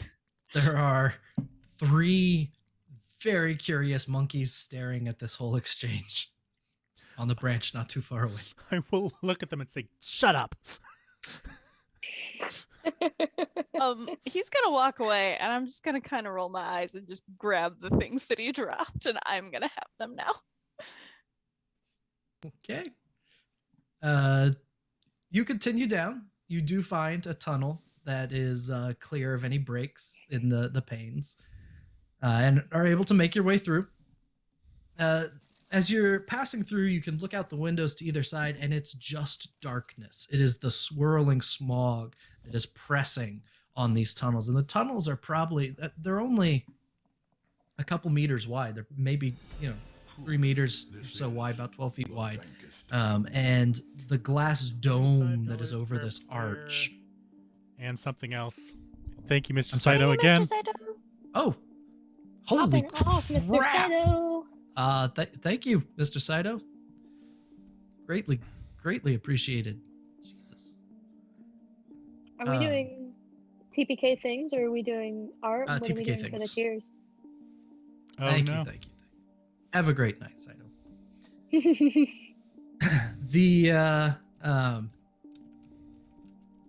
You pass through this tunnel. The blackness is around you. It's just this oppressive fog. As you make your way into the next conservatory, you get, well, I can put you in the next conservatory. That's easier to... There we go. I see. You come out of this this tunnel, and it leads to a kind of a larger plaza. There is a oh, well, that's ominous. 1 second. Hey, Are we GM, just what acting was chill that about in what there? There was on the is- map just now? What was that? Excuse There's me. sorry. I have a 1 few second. questions. I have a couple maps I have to reuse a few times. Everybody just act chill. Everyone No one relax. saw that. God damn it! I Jane missed definitely it. hasn't seen it yet. All right, good. I Follow listen. Dr. Pretty sure that Troy's was the lead. rumor weed from VeggieTales. So it appears to be maybe a fountain area of some kind. There is some water and a couple pools, a number of vines growing up in different areas, and there's a large central plant that is growing through the very middle of this plaza. And across the floor, as you've been walking over and walking toward, are more of these vines. There are wild plants. There's a few dead plants, but not so many. The vines from the hall are still around you. There is a stalk and a flower of this central plant that extends 30 feet up near the top of the domed enclosure that you're in. The enclosure itself is probably about 45 feet high. So this is a very large ceiling arched conservatory. Around the perimeter is an algae-filled pool. Surrounding that central plant are 6 wooden leafless trees with gnarled and reaching branches. And a potent smell, not unlike rotten meat and stagnant water, fills this room. Rotting meat? Yes. That's the Oh, yeah, comparison. that, percent. That little moat is definitely full of bodies. Anyways, All right, I am definitely gonna continue on as if I don't know what's about to happen to me. No, I right, feel like Mood. I feel like there is a plant that specifically smells like rotting meat, and I Yeah, can't there is. remember what it is. Yeah, There's the a corpse mushroom, I flower believe. thingy. yeah. Anyway, it's an alien planet. Who knows? You're talking about like the vines are following us along the hallway and stuff. What is the biodiversity of this place? Is it just one type of vine, or is it like there are some vines, there's some undergrowth, there's some higher canopy? Like, It's quite diverse. There seems to Okay, be cool. some species that have choked out a few others, maybe. But there is still fairly significant diversity. This is not dominated by any single okay. plant life. I'm trying to get pictures of at least as many different kinds, and if I can like swipe the fallen leaves of some, like not trying to cut off more from the living plants. Yep, you were able to collect leaves for samples. Cool. Meanwhile, you have Russo and I just. Yeah, I'm kinda gonna guns check to make prepared. sure that White is still bringing Yeah. up the rear, and I am just gonna continue going forward.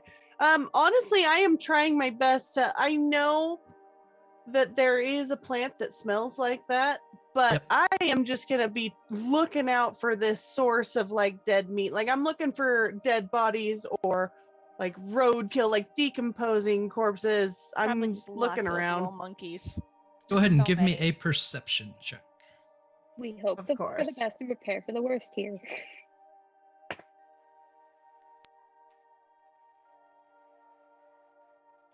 I think I'm gonna switch back to roll 20. Okay. We do have Uh, 4 good tables where you can claim a good table. Yes, I would like to. No, You No. should know. You should know what's happening, though. I am going to just deal with my 5 perception. No. As you are wandering around trying to look around for the source of that smell, from where you're at, the best you can piece together, it might be coming from the water in the Yeah. fountain not too far away. All right. I'll go up and kind of peer down in there. How deep does the water look? Like, is it just like a standing pool kind of thing, decorative? It foot seems deep, to or be is it- decorative. There's a little bit of a lip, only like a 3-inch lip. It's not a significant lip, just kind of a little bit of lip, so it's pretty much ground level. And then it goes down maybe a couple feet. And inside, there are all sorts of very, very small little tiny monkey bones that are just covering the entirety of the bottom of this pool. And also, I would like you to make a wisdom saving throw, as there is another smell that wafts over you. Okay. Oh no. This is when you should use that good table. Oh. Yeah, that's.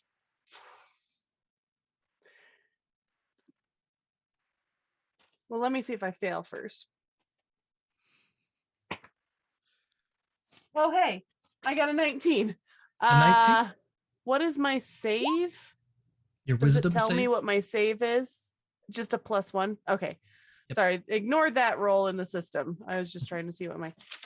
Okay, so a dirty 20. A dirty 20? As you are looking down in the water, there is, that the scent that was like rotting meat, it kind of shifts sweeter for a second. Not quite as revolting of a smell. And you're drawn to the flower that's not too far away from you. And you can see as it's like massive 30-foot high head, the flower itself has kind of turned your direction. Has these deep red petals, and you can just make out the little bits of pollen that are shaking off of it as the entire thing very slowly shifts your way. If it turns my way, I'm gonna just take a slow back up. Not turning from it. And I'm just gonna kind of call back. Hey Troy, remember when I made that joke about Venus flytraps? Why? What do you think? Is it weird if I feel like a plant is staring at me? If we're saying that a plant has extrasensory abilities, not unlike seeing, it's distinctly possible. All right, well then I'm gonna Connor. say that this plant is staring at me. Well, Connor, you can back me up on this.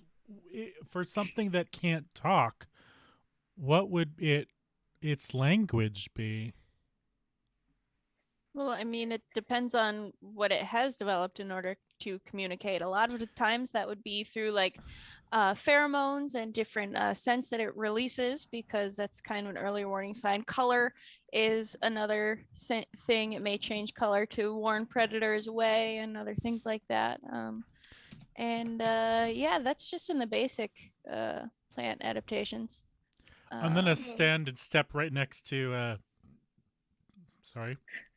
up next to Luca, and actually take a few steps closer to this plant, using my kind of preliminary theory that it's communicating to us in either its movements, its colors, its smells, that kind of thing. Okay.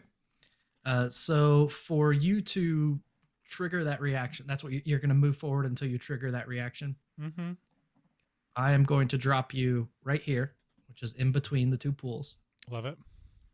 And when you reach that point, that very same thing happens. That scent that was sickly and rotting suddenly goes sweet, and I need a wisdom saving throw. You will certainly get it. Can we see, like, from further back, the plant moving and responding? At this point, yes, it is clear to everyone that as people move closer to it, the plant is reacting and moving. And then Troy gets eaten. If we're talking about this thing emitting pheromones, we might want to mask up. All right, everybody valid. mask up. Troy, is that a 7 for your wisdom save? You tell me. Is it a 7? It looks like a Yeah. 7. Here's your good table. Here's your good table. No, actually, I think you'll find it looks like a automatic success. Actually, Okay. It was a little blurry, so I wasn't sure. just weird computer issues, I'm sure. All Uh, of us are gonna end up using our good tables to succeed these saves. for a moment, that How scent are we goes bring to this sweet point? before it, shakes some pollen down towards you, and the odor changes a little bit to something sweeter. And the rest of you put masks on, which are part of your basic kit. Now, are you putting the kind of the gas masks on, or are you putting the scuba tank masks on? Just the gas mask ones, I think. I mean, I assume for this, I'm gonna actually put on a rated gas mask. Yep, that's what you got. Yeah. Okay. Just for clarity. So there you go. That's what happens, Dr. Troy. You definitely got your reaction.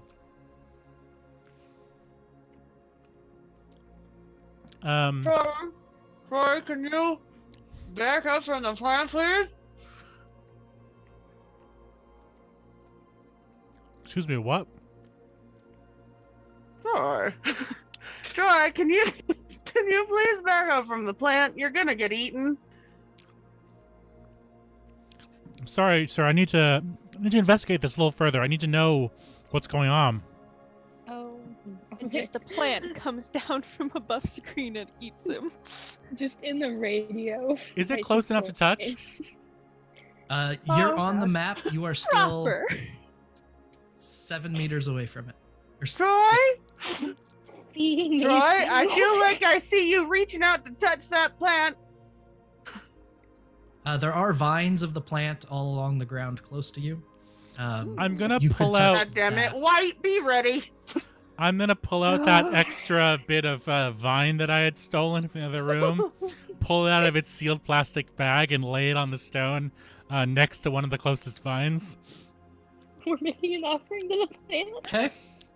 We killed your children. Literally no idea. Please don't kill what us. I literally have no idea what it can and can't do. I'm a scientist. I'm using some I hypotheses. fully support this. So as soon as you put that down, there's just a couple moments and the vines move away from it some. And a few tendrils curl up from the ground, kind of like these searching tendrils nearby to where you have knelt to put it down. And these tendrils are just kind of waving in the general area of the cutting. Since the Lieutenant Colonel doesn't Troy, want what's happening? still sciencing. I'm gonna just like wave my hand around them and see if they reach away from me as well, or if it's just dangerous things. Okay, so you wave your hand over the top of these tendrils, and as the hand that you took the cutting with gets close to the tendrils, they sharpen and jab at your hand, and it feels like somebody hit your hand with a cactus as you kind of pull your hand away, and the flower folds in on itself and starts moving much more quickly, and these massive vines start whipping around in a rather dangerous looking manner. See that? All That's right, Troy, that's indicating enough that it doesn't sciencing. like Back ya. up. Get back. And I definitely have my weapon pulled. Yeah. Been Whoa. ready, Oh, man. look, Been turn ready. order has popped up on roll initiative. Alton will yell at everyone, "Please put the weapons down." Troy, I'm pretty sure I just saw you get stabbed by a plant. I got pricked. Please chill. Well, but also it is kind of taking some more aggressive actions. I would Troy. say back away. That's, Troy, I feel like it's looking a lot meaner. Now you can see it clearly yep. as the flower You can see folds in that. on itself and appears to have these massive thorns approximating teeth. I have a question at the table. Were there Yes. other pathways that we could have gone down that weren't clouded by the smoke, or was this like the only one? There were other pathways from the LiDAR reading, which I didn't really discuss. This is probably the most direct toward the pyramidal structure. Okay, so far this has been the clear one that doesn't have any smoke blocking the way. Yes. Sorry, I'm trying to gauge whether or not actually falling back and finding another route would be an option here. That you do not know what's down the other hallways. Okay. That's probably the answer. This is the second one you came to and went that direction. Yeah, shoot.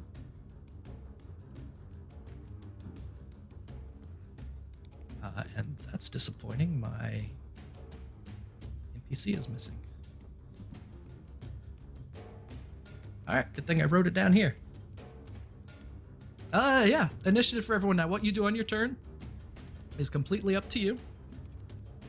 But there are turns will be taking place.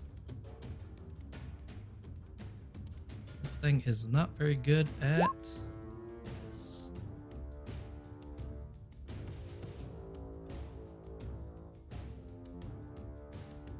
I am missing, even if you're not going to attack it. I'm working on it. Okay, no problem. Just want to make sure. My computer's working so slowly, and I don't know why. It's using less than 10% of my CPU. I'm so annoyed. Oh, I rolled the same thing.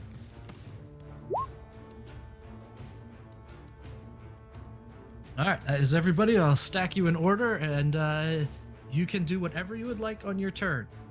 Rousseau, you're first in initiative. I am going up in front of Troy, weapon drawn, and I am just gonna look. Listen, I get you are sciencing right now, Troy, but I am Lieutenant Colonel-ing, and I'm gonna need you to back up. I'm trying to keep you alive, and this thing seems angry. Let's just bow and back up, and we will tend to your hand. Right behind you. Okay, Dr. Connor. I'm gonna stay out of the way, but I'm gonna see if I can visually check for how far the vines and roots extend out of here. Like, is it gonna pull down the whole building around us? Go ahead and give me a perception check to try and gauge. Great. That's something that's going to require a little bit extra to. There we go. Perception. 24. 24. From Natural the length 20. of the vines that have started swinging around, your best guess is this thing probably has about 6 meters worth of reach, which 1 meter is a square on this. So Right. this thing can reach about 6 squares. And you also notice with that very good roll, it appears as though its root ball is not underneath the dirt in the center. It seems as though there are a mass of swirling vines at its base that may indicate that it's mobile. That it's what? Mobile? Perhaps. You have yet to have confirmation of that. Any bonus action or movement? Yeah, hang on. I'm just blue screening at you said the plant is mobile. Yeah, okay. So, moving on from there, I'm just gonna yell of like, I would move faster than that. I don't think it's staying there. And then I'm gonna like reach out for White and maybe start backing us up and Alright. avoiding the vines. Dr. Troy. So Russo suggested we start backing up and trying to do get away peacefully, right? Yes, but like with respectfully. Yeah. But we must decline your invitation to battle now. plant, oh sir. No, just double checking. I heard that right. Yeah, that's what I'm doing. I'm walking slowly but quickly, as fast as I can, in the opposite direction. I'm not pulling out my gun for very specific reasons. I mean, we did establish it doesn't have eyes, and it is a plant, and I don't think it's really been exposed to what a gun is. Excuse so I don't think me. you could really I threaten think it we that have. way. I think we have very much defined that it can see, even without the eyes. Yeah. It recognized the person that cut Here we go. another vine. Valid. It Here we go. lifts itself up a little bit, and this, 30-ish foot tall plant rises up about another meter or so on its own root ball, and this mass of tendrils start like flopping out from its base as it drags itself forward toward all of you and Rousseau. It immediately lashes out with 2 vines in your direction. Does a 12 hit you? I don't think it does. Let me just double check. Can't imagine it would with your base kit. I'm pretty No. sure you have like a 17 at least. It Yeah. should be around 17 or 18. I got a 21 armor class. Is that wrong? No, that's not wrong. But I just want to make sure that I figured 12 was way, way, way low. And when you were checking, I'm like, oh, wait, she shouldn't be checking. It should be much higher. Okay. All right. Yep. And a Wanna know how second you got a tendril comes 21? out and rolls a natural 20 as this massive tendril comes flying towards you. And it rolled terribly for damage. It didn't roll crit damage. Natural 20 hits even though her AC is 21, right? Right, yeah, a total of 27, natural 20 hits anyway. Oh, geez. Okay. Yeah. Crit. The and then plus 7, I was missing that bit. 4 plus 0. It's not adding something right, so it's only 4 more. So it's 12 bludgeoning damage as this Ooh, thing okay. slaps into you. Mm-hmm. Only 12. It was a crit. That is its turn because you saved against its pheromone and you are... All right, too far away. Masked now, right? Yes, masks. Hey, everybody, wear your masks. Captain White.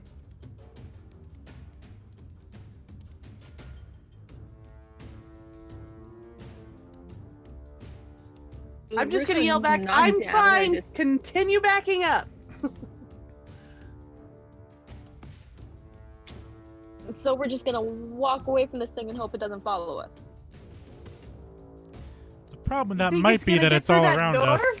I mean, there's like we got 30 tunneled into here, right? Or is it 30 just meter high plant? Probably can't We get through haven't this checked tunnel. the other places.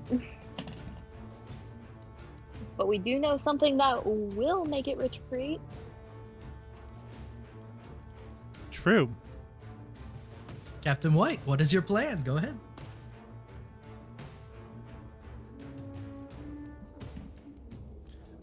As White blasts over the table? I love this idea. Mhm. However, in character, Ah! less so. Out of character, 100% yes.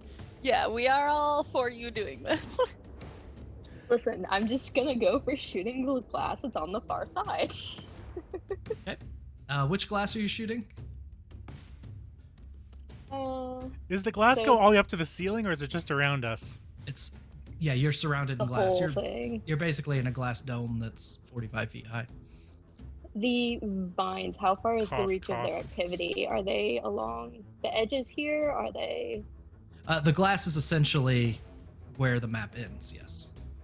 I mean the vines Oh, the that are vines. connected to the actual creature. There's some at your feet. They're kind of everywhere. Okay, then,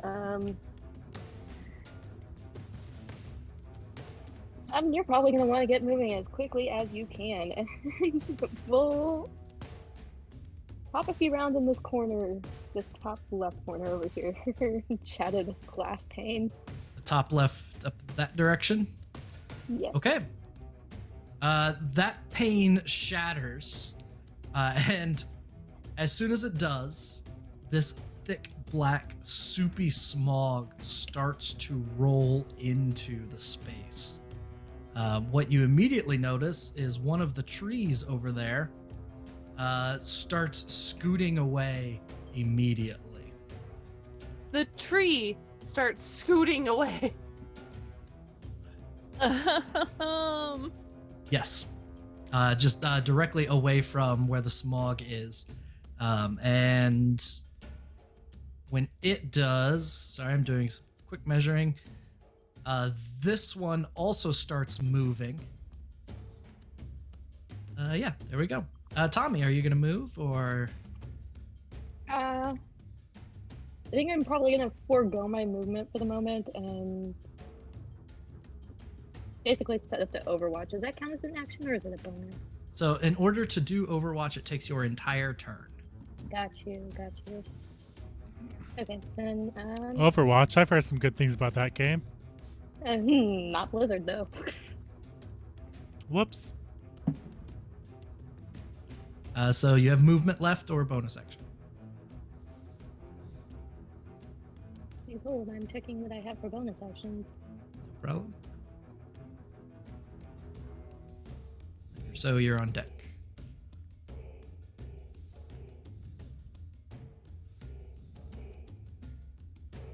I think we'll just plan to start moving back as well. Okay, sounds good. Rousseau, go ahead. I'm not going further than Troy, but I am backing up. Okay. I also am hesitant to antagonize it further, so I am not firing. Okay.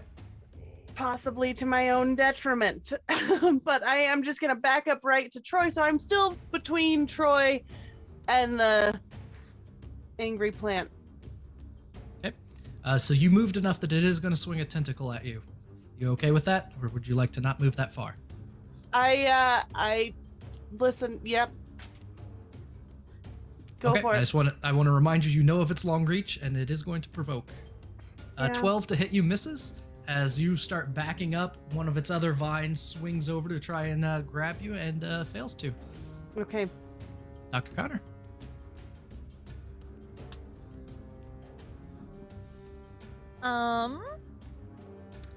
I personally don't know any ways to demobilize a plant.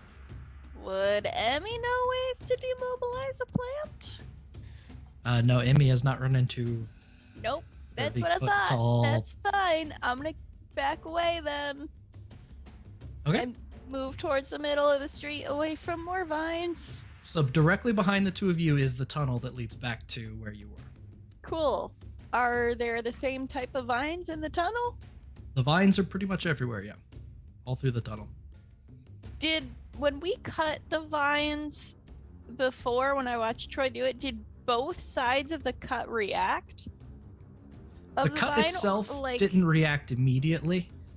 Okay. They did react after they were cut. They moved away. Right. Okay. If it was sourced in this direction. Okay, but you know how when you cut a worm in half, both sides will still keep wiggling and stuff? Yeah. When Troy cut the one, did the cutting that he pulled off react? Or just the plant that was connected to the main part? So it was not as extreme of a reaction as what he has gotten just now. Yeah.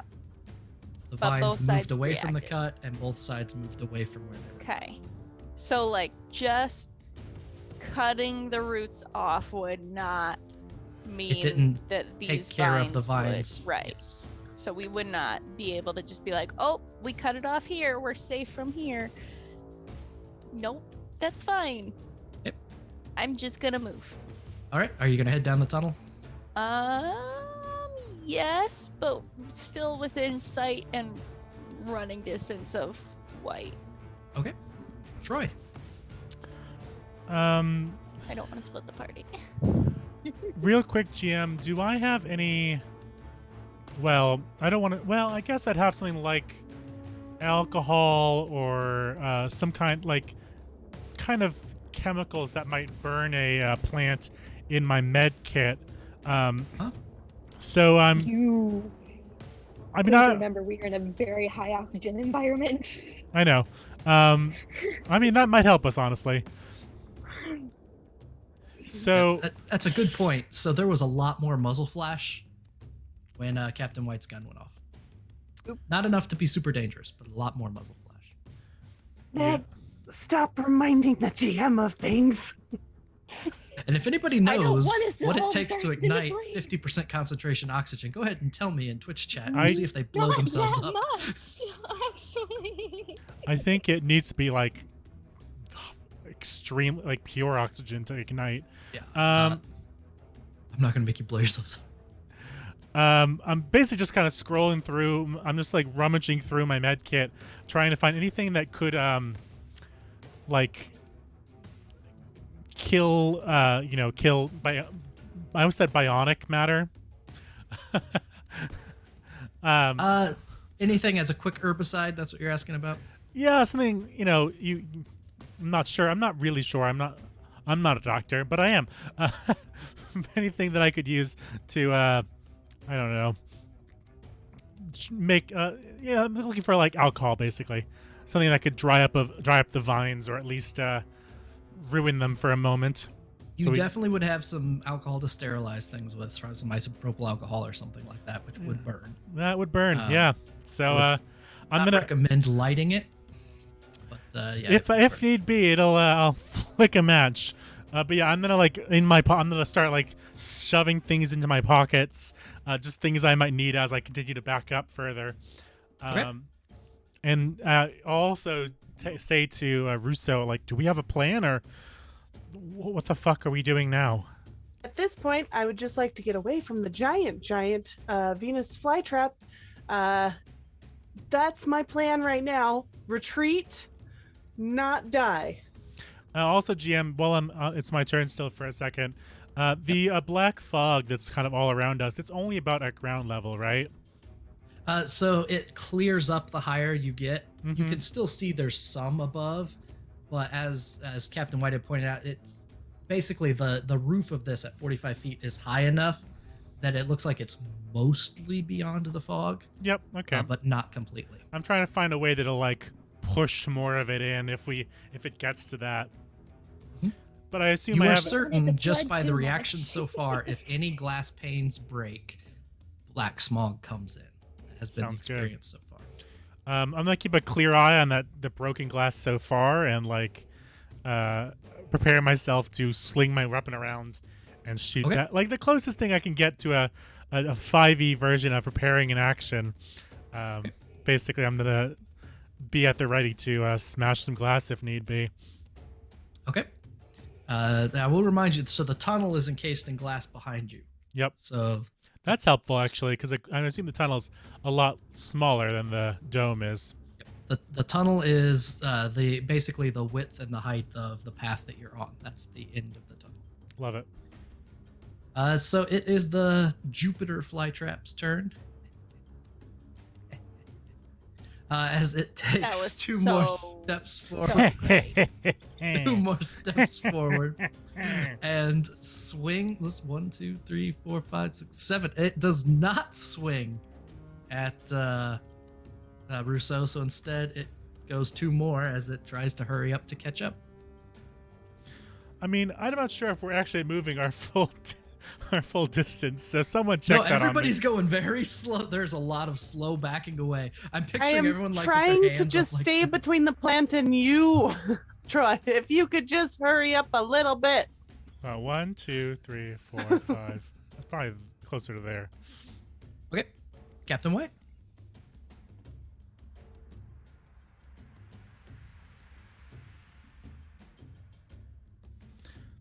That's you, Meg. Yes, I am very much aware.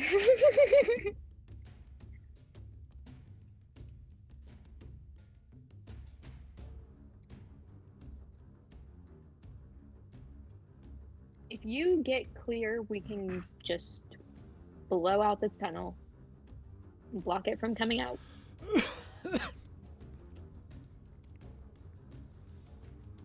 Do we want to do that and block off the exit? I'm fine with that. Okay, then I'm gonna reserve to prepare my action as soon as Russo comes through, we're gonna blast out the top of this tunnel here. All right, sounds Keep it from good. following us. The smog from where you've already broken moves a little more. Oh, it should not be bright pink. It should be black. Hot pink smog swells into the room. We've already had pink acid. I can't have a second pink acid. What kind of weird things have you gotten into? HP had a clubbing phase I did. where he took some pink acid. I have a distinct question. Are you marking on the map where it's expanding? Yes. You may not be. We can't see Am I Oh, on the wait, wrong it's- layer? oh, It's the trees. hold on, it's that. It's in the I trees, see it. yeah. I see it. Okay, Is everyone it can't like see hard it. to see. glitter? Alright, good. And this thing starts skittering away from it more. And this thing skitters away from it more. And when that no. one starts moving, this tree, also starts skittering away from it. They're gonna all run in here with us and be like, "We're trying to get away too." Listen, just book it, take the consequences, we'll blow the glass, it'll be fine. And as it gets to where it is, Rousseau, you're backing away from this massive plant. You look over to your left, and what looks like kind of a dried tree that has 4 branches split from the body, a root ball much like this one that's mobile, and the limb at the top snaps in your direction. And it also opens what appears to be some kind of biting thorn-filled maw, and just kind of does this toward you. As soon as it hisses, these ones' heads drop and appear to be moving around, repeating that hissing noise. They Okay. walked on. As that happens, I'm gonna look back and just go back at it, and then just run after Troy. All right, that is going to provoke. Does which the is provoked action come before the readied action? +7. It would, because the provoked action would happen as she left the 6-meter mark, which is before she entered the tunnel. Fair enough. So misses with a 14 anyway. Run through, and then you are using your readied action, Captain White, to shatter the glass in the tunnel. Yep. As soon as you do, Opening right here. black smog begin. I used pink again. Black smog immediately pours in. 2 Okay, squares time to run. in either side. And as soon as it does, the vines at your feet start to writhe and try and move away from this burning. And you're close enough to see that as this black smog is covering the vines, they're hissing and they are bubbling, and they are melting away, and the vines split completely. Those on one side, on the interior where you were, retract unreasonably quickly toward the massive plant, and the other ones more slowly are just moving just to the edge of a couple inches away from the smog, as all of you start running down the hall.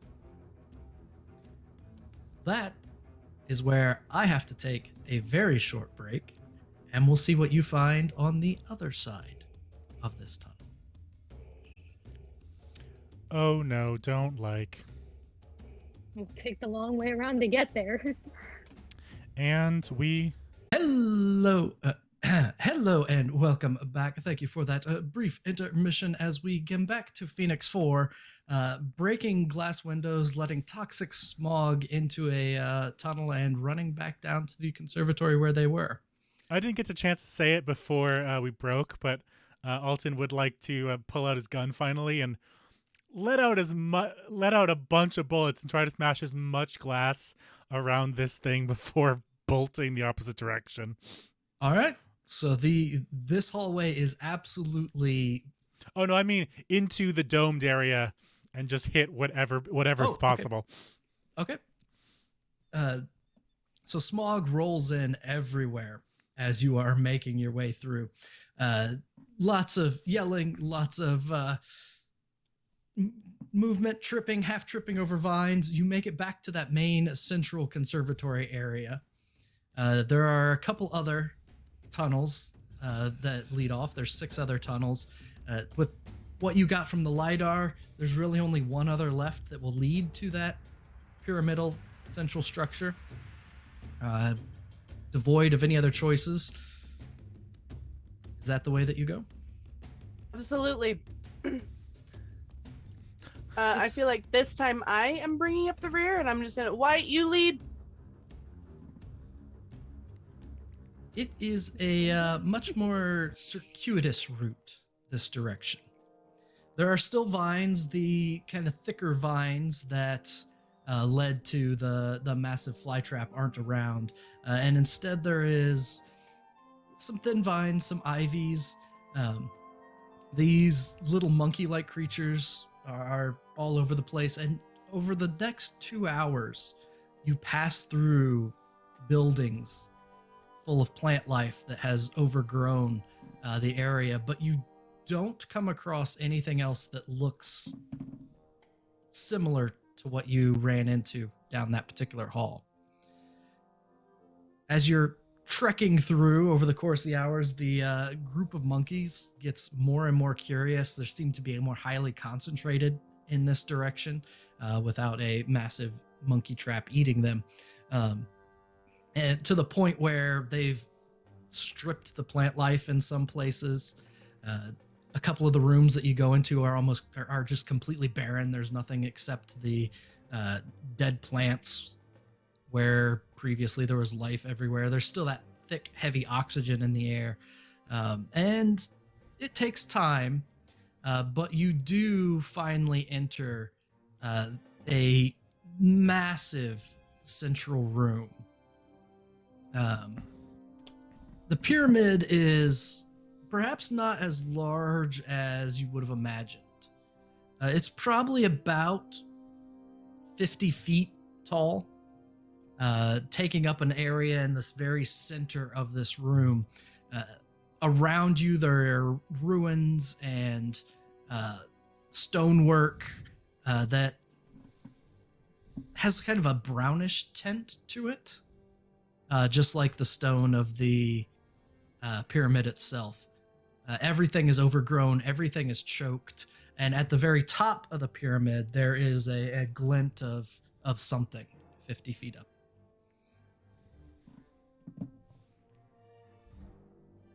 Can I just do a quick sweep of the area and assess whatever dangers may lie here? Sure. Go ahead and give me we'll do a perception or survival, your choice. Oh, I think it's going to be perception. Yeah, it's going to be perception.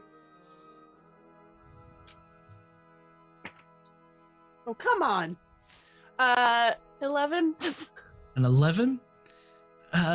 You look around, there's not quite as many of those little monkeys everywhere as what you just passed through. You can see that some of the buildings around you are in ruins. There are multiple buildings in different places spread around this area. That's about all you see. I think we'll probably be doing much the same. Like, I imagine Russo's going one side and White's going the other. Sure. Go ahead. Wanna give Perception, an idea? survival, your choice. Perception. 22. One of the first things you notice is what initially you thought was stonework is actually really hard woodwork. It is so finely done, and it is such a hard substance that your initial thought was it must be stone, but everything in here is made of some kind of wood rather than stone of any kind.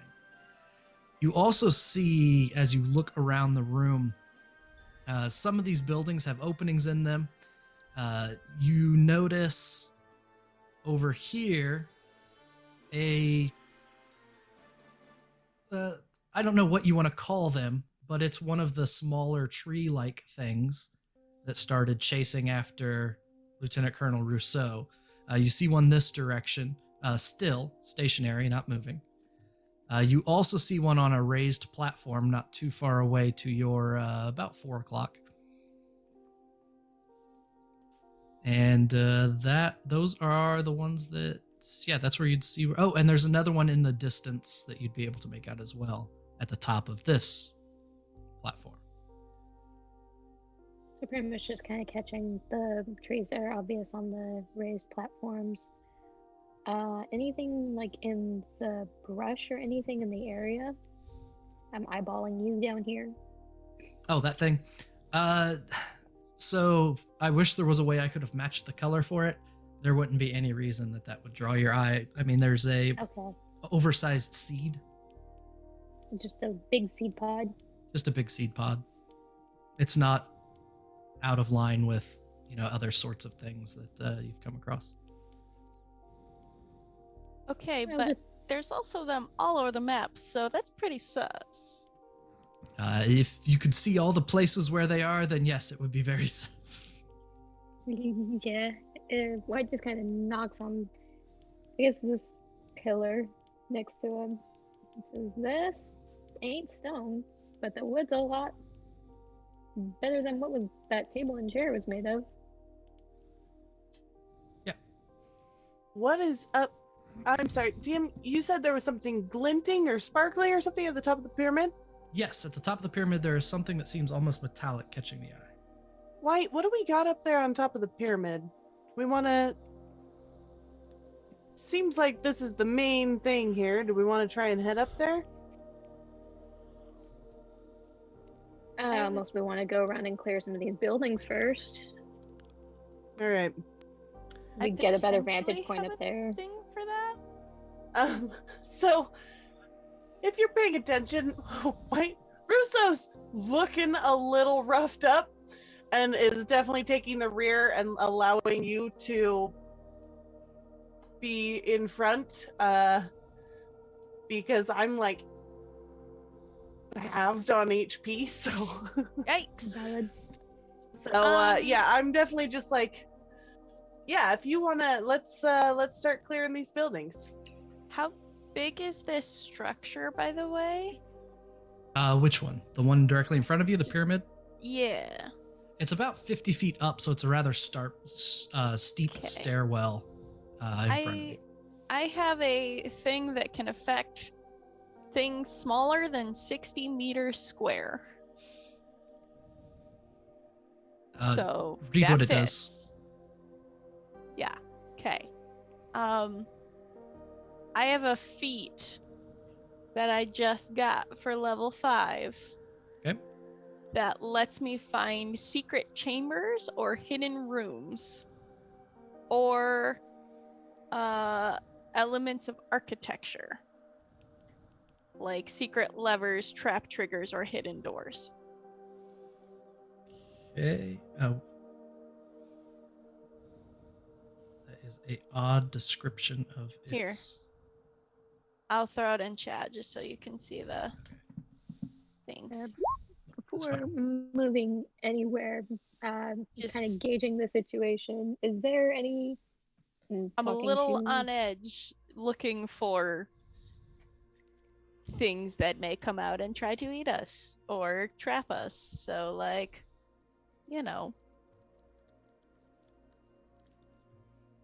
So we'll start with the room clearing and go from there. Yeah.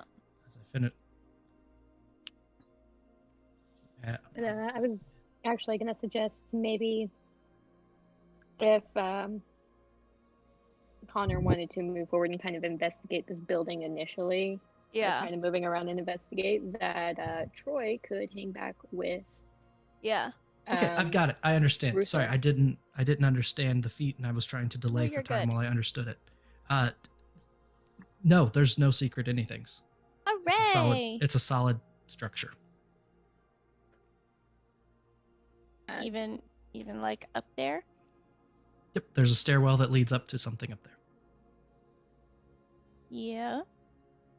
It's part of the structure, so as part of the investigating, can I maybe sneak up there? You can go up there if you want. With Someone This is else. where the GM is just like, could you please go to the top of the temple? Yeah. There's no secret rooms, which is what archaeologist looks for. Right. Okay, I'm gonna follow Connor and Yeah, I make was sure she like, doesn't come get on, herself they're- killed. Can you make sure Russo doesn't bleed out? I figured like Russo is already being attended to, and so I would be like, wait, let's go. Let's go check up there. I'm Let's doing go." medic things. Yeah, you're doing medic things, and while they're distracted, I'm like, come on, let's go check. Oh, Jesus. Fine, okay. As you climb, proper, if you want to do any medicing or anything like that, feel free to roll for your. What do I roll for the med kit? Because you are trained, it is 2d8 plus your proficiency bonus. Plus my wisdom modifier too. I think so, yes. Cool. Okay, I'll do that while you're explaining the top of the temple. The two of you get to the top, and as you get there, there is a very large ancillary sphere. These interlinking metal rings at the top. In the center of it is a what appears to be a crystal of some kind. There's a little bit of a dais around it that has recessed areas throughout. In one of them is a seed pod. And there are 1, 2, 3, 4, 5, 6, 7, 8. 8 of these kind of depressed areas around it. And that's what you initially see. All right. I've been shown the first Indiana Jones. So, what do you think?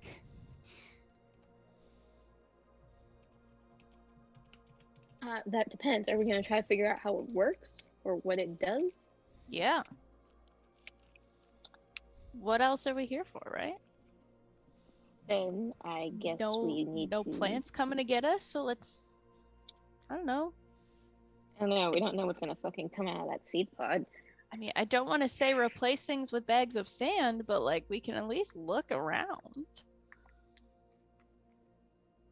These recesses look like something should be put into them. Right. It's a reasonable assumption, yep. And there's only one filled and it's with a seed pod? Yep. Are there more seed pods around here? It looks an awful lot like the one that Captain White saw with that excellent perception check. Not sure that we should be using the seed pods given the plants tried to eat us. There's probably something else that goes with it mechanically, right? I mean, but maybe if we replace the seed pods, it'll like help grow their next generation and they'll be thankful. I can check mechanics, I guess. I was not very good at mechanics, so I can give it a shot though. Would it be an additional perception roll now that we're on top of the pyramid to see if there's anything that's What like do your elf eyes see? anything that's supposed to be in like connected to it, or if there's anything actually missing and just laying around? Besides tying together that there's a seed pod sitting in an indentation and you saw another one just like it, I don't think there's anything else really to tell you about what you noticed from up there. You know what, fair enough. You think that maybe the rings will move. Because the ancillary spheres are interlocked rings. Unless we can find something else, I guess we can try it. And hope that they don't come alive and try to eat us. All right, the two of you at the bottom of the pyramid. Dr. Troy takes a few minutes to patch up Rousseau. Then what? Thank you, Doc. What can I move my HP to? I told you it's one. I healed you for 11. You're welcome. I am going to, after thanking the doc, I'm just going to head to the bottom of the stairs. What are we seeing up there? A really fancy gyrosphere with a seed pod growing out of it. I feel like there's spots to put more seed pods in here, and that might endear us to the local flora/fauna. Do you think this is? I don't know that that's our goal, but also we're looking at a device that accepts tiny little pods into it. Would that turn on said device? Should we find more and put them in there? I mean, should we be turning on devices that we find? You're leading to the next question I was gonna ask, Connor. I mean, it's your call if we turn on devices we find. Connor, is there any kind of writing on the device? Is there any kind of writing on the device? There is no writing on the There's device. no writing on the device. No. I totally would have noticed writing on the device. GM, can I do some, I don't want to say tinkering, but can I use my engineering brain to try to figure out what this device does? Go ahead and roll an engineering check and let me know what you're doing. Your symbiote have any insight for us? It does not. I was going to say, I doubt it. This is new to them as well. Never hurts to ask. Basically, I'm just kind of rooting around inside the device and seeing how everything connects and what exactly this device is doing or taking from the seed pod. That is a unnatural 20. Okay. Which is so a you start- shame because it rolls twice. I also got if I had advantage, it would be a 26 with a natural 20, which is a shame. Still a 20 though. All right. So you start looking around, seeing how it connects, seeing if there's anything between the platform with the seed pods and the sphere, and there's a crystal within that is in the center. I said it was greenish. I meant to say yellow, but we'll stick with green. And as you're kind of reaching in, seeing where things are going, your hand bumps the side of one of these rings, and it just slowly rotates around. And as it gets about a quarter of the way around, instead of losing momentum, it starts to gain momentum. And the entire gyrosphere starts to spin.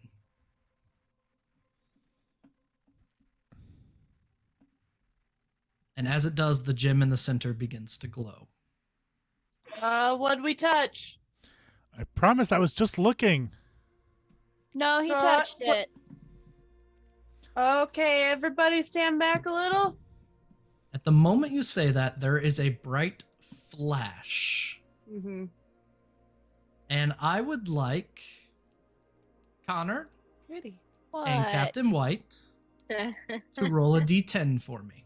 Or sorry, a d6. Or a d6 is what we're at. He was the one that touched it. I mean, to be fair, I should and be you're up there here, yeah. Oh, crumb. I just moved the whole map. Yeah, and you. So everyone except for Lieutenant Colonel Rousseau. I'm not sure if that's a good thing or a bad thing. If something happens to them or they get teleported somewhere, I'm gonna be real upset. 6. 6, a 4, and... Here's another question. How old is everyone's character? No. Oh, I know this, No. but also I refuse to answer this question. I will tell you as soon as Google Chrome loads. Where is my birth date? We should all have our birth dates on our We do. our ID cards. So, Please hold while we access the ID card. as this energy washes over the three of you, you feel yourself get younger? No. So go ahead and subtract whatever you rolled from your current age and years. I'm 15. That would be probably a pretty obvious change. Oh no. As Dr. Connor gets a little bit shorter and has a sudden acne breakout. Who let a 15-year-old into the Air Force? No, she was 25 now. Oh, okay. So what am I rolling? Attention die? Attention die. Oh.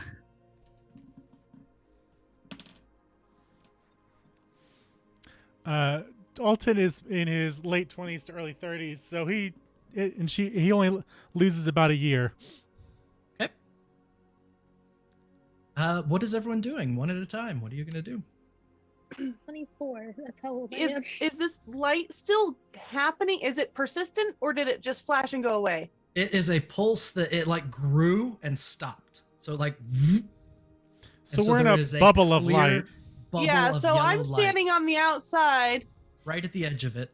And I'm just gonna like sound is fine. Sound's traveling fine. Sound just traveling fine. I'm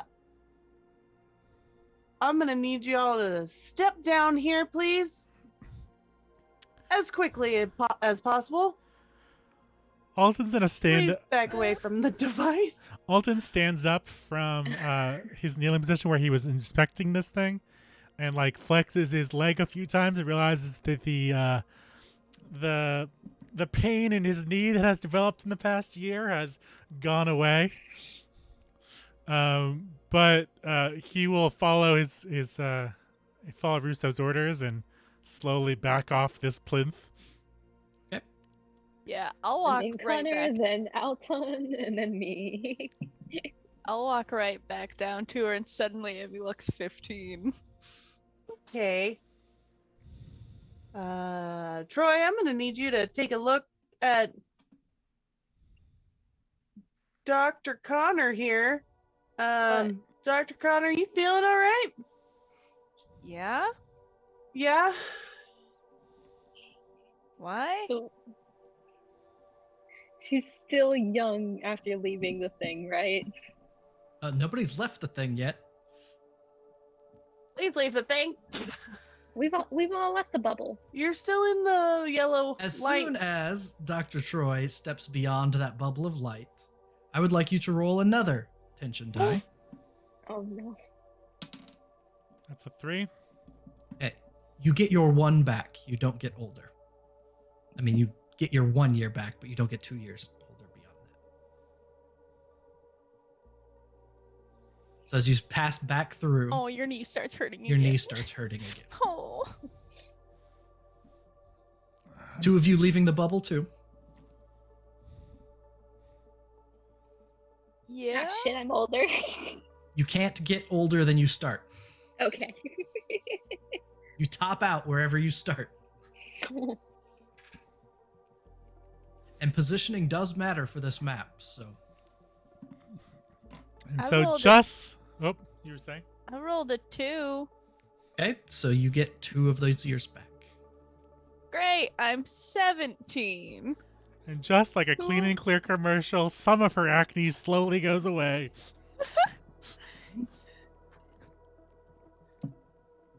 I am no longer Edward Elric. Not a child loose in the military. The Wait, how did you... device continues to spin. Everything within the light bubble looks much, much newer. Almost untouched. And as it starts spinning, those figures that Captain White saw begin to move as well. Oh no. Their heads snap down in the direction of this spinning device. And for the sake of keeping things straight, let's go ahead and roll initiative.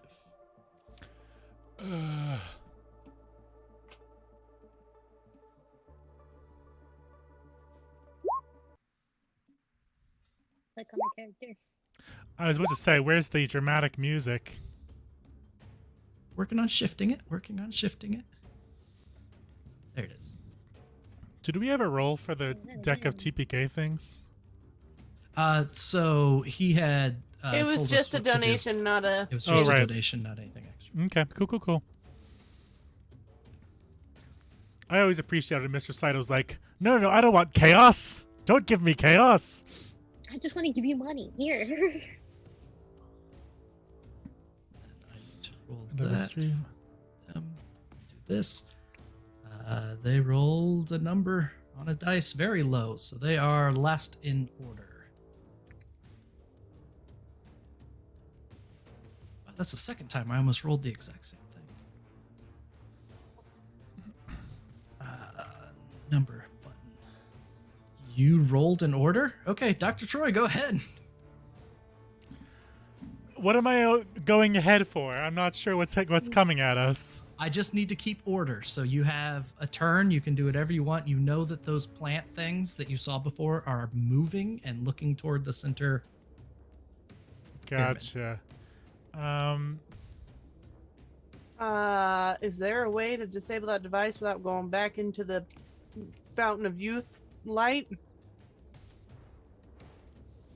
Dr. Troy? No. At least I don't think so. What Dr. Troy is going to do is, I'm going to say to the Lieutenant Colonel, I think you had a good idea. We should clear the area around this. Do you want to split ways? Yeah, I'm a little worried about leaving this thing running, though. I don't think we can control it at this point. Okay. He's going to pull out his P90 and just kind of stalk around the room, trying to see what else he can find. All right. Dr. Connor.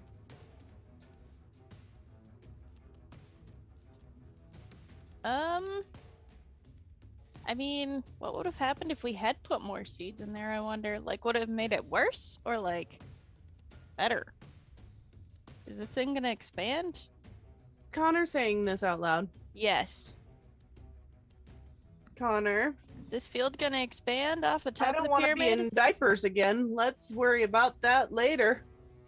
I think we got to worry about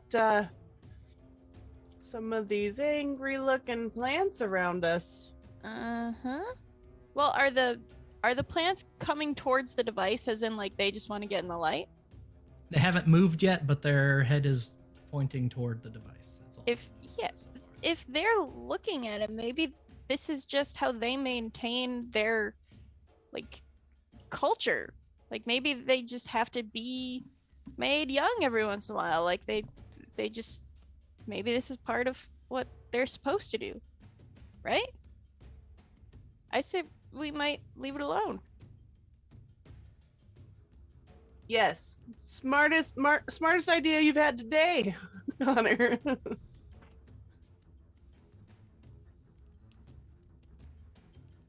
I'm gonna leave it alone then. Gonna move? Or stay there? Yeah, I'm gonna stay here, and I'm gonna pick one creature to watch carefully, like this guy. Okay. That one you wouldn't be able to see. I guess I didn't have the lighting set up right. Never mind. I'm gonna There was find lighting. a Oh, guy. I don't have any of the lighting set up. Yeah, so that was much more ominous. Sorry. I thought I had it set up. I never turned it on. I drew all That these makes a stupid lot more lines and I sense never now. turned it on. Not turning it on now. Aw. No. Also, That's a point fine. of- My computer would have been very angry at you. A point of clarity, as I was rereading my notes on this, you don't roll to get it back. You get 90% of it back. So, Dr. Connor, when you stepped out of it, you got 5 years back. So Oh, you're score. yeah. So it's not. Yeah. So every I time know, I you think leave, it'd you be get really 90% back. How did So- Niffer get a 10 out of 6? Or sorry, a 9 out of 6? What do you Got a mean? 6 out of 6. Oh, I thought Yeah. I thought that they were 24 She's and went down to 21. 21 back to 15. Okay, we I can was math. 28 and went down to Math. 24. Yeah. Cool. Yep. So you get 90% back. So the only one that still lost a year is Dr. Connor. So Dr. Connor's effectively 20. Great. Rousseau. I'm gonna avoid for now stepping into that thing to try and figure out how to turn it off, and I'm gonna head over here to try and see what we have in this building. Okay. With Troy. Sounds good. You get close enough, it looks like a rundown building. Tommy White. I'm just gonna hang out in this elevated position I am in by Dr. Connor and keep an eye on her. And if I've got visual on them, just keeping an eye. So I guess Okay. that's effectively Overwatch. Yep, you can do Overwatch. So Overwatch will allow you to open fire with advantage on something that moves within a 45-degree angle. So if you're watching them, you're basically watching over the top of Russo and Troy. Sound good? I don't like how If it's a hostile attack on I them. don't like how as part of the turn order there's just the field. Well, we'll find out what that means here in a second as two of these plant things move that direction. 3, 4, 1, 2, 3, 4, 5, 6, 7. As it gets to the bottom of these stairs, its head snaps down and bounces back and forth between Rousseau and Where are these Troy. stairs located? Like, is this a wall between us? Or is it there's lower? kind of it looks like a trench of some kind. So Okay. you're up. So there's a trench that these stairs are leading down into a trench. Cool. And it'll become more clear here in a couple field turns, I think. No, thank you. A couple field turns. Mhm. Or that is... Yep, all of them. There's only 4 and that one that can't get out. Okay. So it goes to this thing. There is 1 seed in there. You roll a dice real quick. I knew the number of seeds affected things. To be fair, White and Russo said we should go check out the surrounding area first. You can hear a hum from up above where the field is, and it pulses again. Nah, fuck. Oh, no. Everyone who is currently in the light, Please note that the area underneath the field has changed. everything looks newer, fresher, more beautiful. Office. And you all lose a d6 in years if you are inside this field. Okay. At this, I'm gonna turn to Troy and be like, I don't know if we can clear these. I think we've got to figure out how to turn that off Do I before run? we are all. Do I run back into the field, or do I keep I mean, investigating? I'm already in the field. I might as well go do it. I shouldn't leave again. Yeah. I will yell up. Okay, we need to figure out how to turn it off. Okay. We want to test the theory about the pods? Troy, you're up. Like more pods or less pods? Since I'm already sort of in this field, what I'm gonna do is I'm gonna head up this way along the edge of this, seeing if there's anything on the edge of the temple area that I would be able to tell might turn this off. Though I can't tell, is this just blue tile or is this underwater? It's blue tile. Okay, cool. That's pretty. When I run this direction, what do I see as the area shifts back? So you see there's a wall on one side of you and the temple on the other.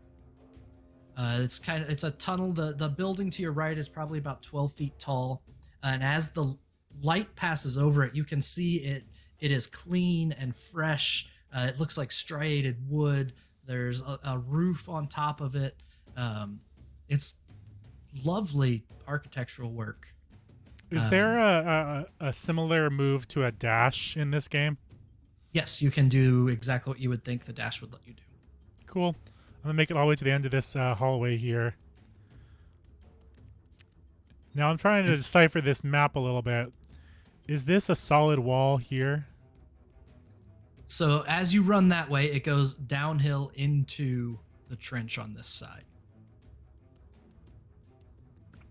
There is a scale problem with the map that I just discovered. I like this map, but yeah, because you can see, can you see the water to your left over here? Mm-hmm. So yeah, it has to go down into the ditch in some way. Gotcha. But this wall is completely closed off to me now.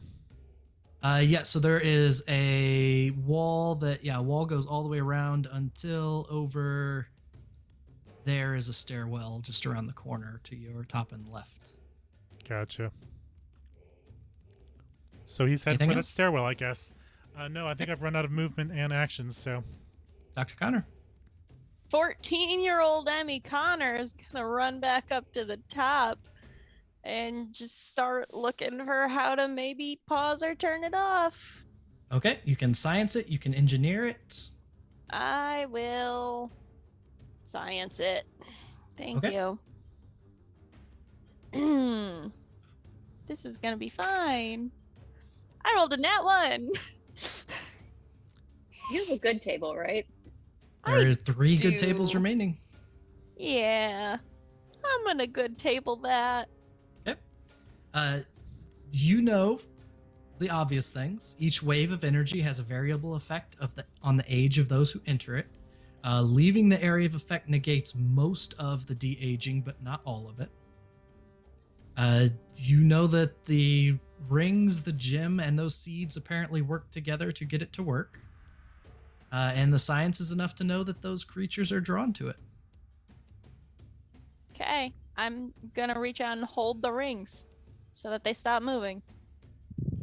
Okay, we will do that next turn because science is an action. Okay, cool. Never mind then. This I'm not gonna Russo? do that. This feels like that Wallace and Gromit moment where he like tries to drill and then ends up spinning around with the drill. I'm just imagining Emmy getting whipped across the globe by one I mean, I'm of the 14 rings. now. I'm significantly lighter. And not strong anymore. Rousseau, your turn. I am going to back up to like here, Okay. just in case this light expands again. But I want a clear line of sight on Connor and White. Okay. And also I'm looking at this guy descending down the stairs, and if he's coming to get involved, I would like to stop him. Okay. So you are at the edge of the ditch down below. It's about a Mhm. 10-foot drop. This thing is hunched over, but it looks like it probably could be about. It could reach you if it gets up next to you. It looks like it's probably about 8.5 feet tall. If it Okay. were to stand. Is it It is now. is it even aware of me? Is it looking around, or is it just like I am going to the pyramid? It does the exact thing the other one did. It looks at you, it opens its mouth, and it hisses. But it's also glancing up at. Just pyramid. fill its mouth with bullets.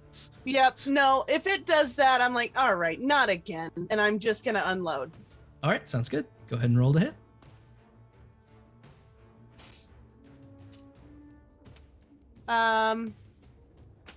You know what? I am just gonna roll and roll 20 for this. Okay. No, You sure about that? why? Wow. Do you want the 6, the 7, or the 1? You open up. We have 2 good tables right now. Wow. If it's Two important, good we, tables. You know what? Yeah, I never used my good table. I would like to use it now. All right. I would like to just unload into this thing. Now, are you using your full auto, your burst fire, or your single shot? Burst fire. Burst fire. Go ahead and add a d6 to the damage you've done. Okay. How do we if we're doing a success with the good table, what am I doing for the damage? I was gonna take the 1 that you rolled, but you can re-roll it if you want. Re-roll the 1d10. I think she's asking like, Yeah. is it critical damage? Because she got an automatic success. Oh no, it wouldn't be crit. It wouldn't be a crit, but I will let you Okay. redo that attack, so to speak. Oh my god. 12 plus the 6 Plus a d6. plus a d6. Oh, okay. So anytime there's a tension dice added, it's that. So that So is 16 total. 16 total. You riddle this thing with bullets. They tear through the wooden flesh of it, and it looks to be in pretty rough shape, and it looks to be pretty upset with you. Okay. How do you feel? You've made a plant angry. I feel like like I would like to surge and take an additional action and do that all again. All right, go ahead. Okay. And this time I am definitely not rolling. Okay, +4, a 15 +4, a 19 to hit. That will hit. Yeah. Rue, you roll 20. This is a 9. Okay.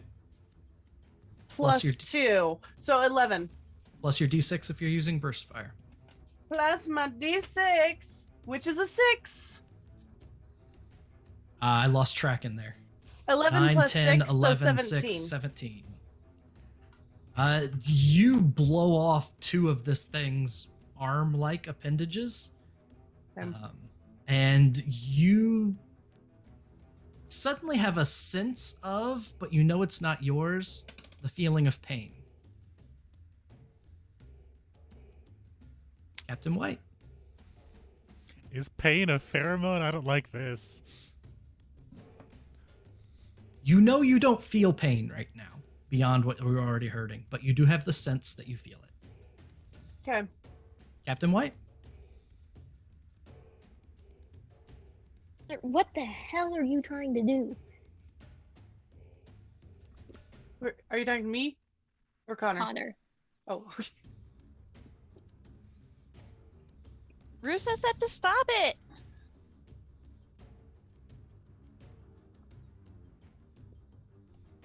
I'm not sure you're gonna get very far with that, doing that. And you know what? We're just gonna see what happens if we take the seed pod out. Okay. I think the seed pods just happen to be those tree things that made it here in time. To de-age into that.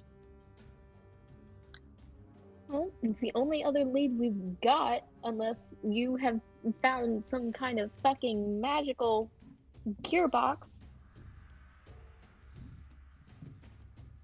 You lift the seed pot off, and there are these small roots that it has that are attaching it to the indentation that snap as you lift it up.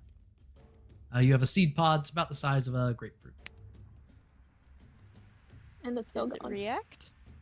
It's still spinning. Hooray. How's the pod feel? A little bit heavy. Was it angry at me? I mean, the tree felt pain, so... You don't get any sense from the seed pod.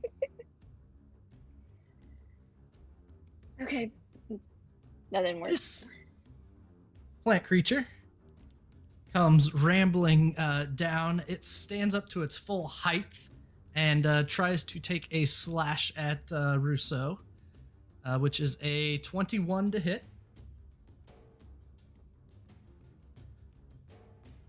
You are completely wrapped in this thing's 2 arms as it reaches up to slap you with them. They go from like rigid and bark-like to vine-like, and the 2 completely encase you. You are restrained. Aw, a hug. And that is the extent. No damage. And then I roll a d8. The machine up by the 2 of you hums again. It pulses again. And the field grows. If you All right, are so now I'm in it. What do I if you're need new to to the roll? field, roll a d6. Only new to? Only new to, yeah. Okay. You don't do it every time. You don't. Only new to the Good field deal. is the only time it grows. Okay. I The- rolled a 1. You get 1 year younger. The vines that are wrapped around you have small flowers on them now. Aw. And you can see where the vines have only partially entered. And as you look down the body of this thing, it is hissing at you as it had before. So I've gone from 34 to 33 years old. Okay. Dr. Troy, the water fills in around you a bit and is about up to your ankles or so. I'm continuing to dash, and coming around this corner, I can see the stairs ahead of me. Huh? But also I can kind of see this guy's coming my way. I'm going to wade through the water and attempt to make it to those stairs. Whoop. Forgot to move the other ones. You're fine. Well, it's very important. So as you start dashing, you look over your right shoulder at the one that's on top of the wall here. Mm-hmm. And rather than a hissing face, and this one too, because there's another one. That one enters the water itself. Rather than this hissing bark-like wooden face, the being is standing upright. The four arms are soft vines that are crisscrossed across their own body. The one to the right over here has what you can only describe as like an orchid growing out of the top of its head. There's no more of the vine-filled or thorn-filled maw. And the one over here, closer to you, kind of turns your way. And it also has taken on a fairly lovely appearance, for lack of any better descriptor.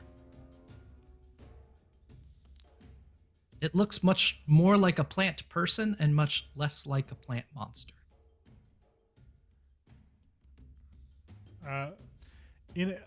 Switching back his science brain, he's going to shout out to this less terrifying looking thing, "Hello?" and see if it responds in kind in any way. So I'm going to describe feelings that you get. None of these feelings are what you're actually feeling. They're just the only way you can connect the information you're receiving. I'm receiving someone else's feelings. You feel like, and there's kind of this subtle a scent change in the air, and you feel like you woke up in the middle of the night to burglars in your house. It's us. We're the burglars. Are we the bad guys? I think we We're the are. bad guys. Am I the drama? I don't think I'm the drama. Maybe I am the drama. Am I the toxic one? Nah. As best as he can, he's gonna like slowly wade over to the stairs, raising his hands. Okay. I still have no idea if this thing has any kind of perception, but we're gonna try. Okay. It's definitely looking your way, for lack of a descriptor. I'm not gonna stop, but I'm going to kind of like, again, back up slowly. Yep. Doc Connor.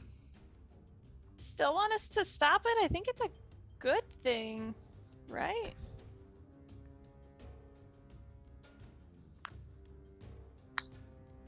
Are you calling down to me? Yeah. Okay. You were the one that had said we should turn it Yeah, off. you sounded almost conversational, so I wasn't Yeah. sure if you were like This- calling I know. down to me. Yeah, Sorry. this isn't a like 40-meter conversation Yeah, right like now. were you Sorry. just? It sounded We so have very radio. much like you were just like. We got "Russo, radios. Nice Are and we calm. the drama?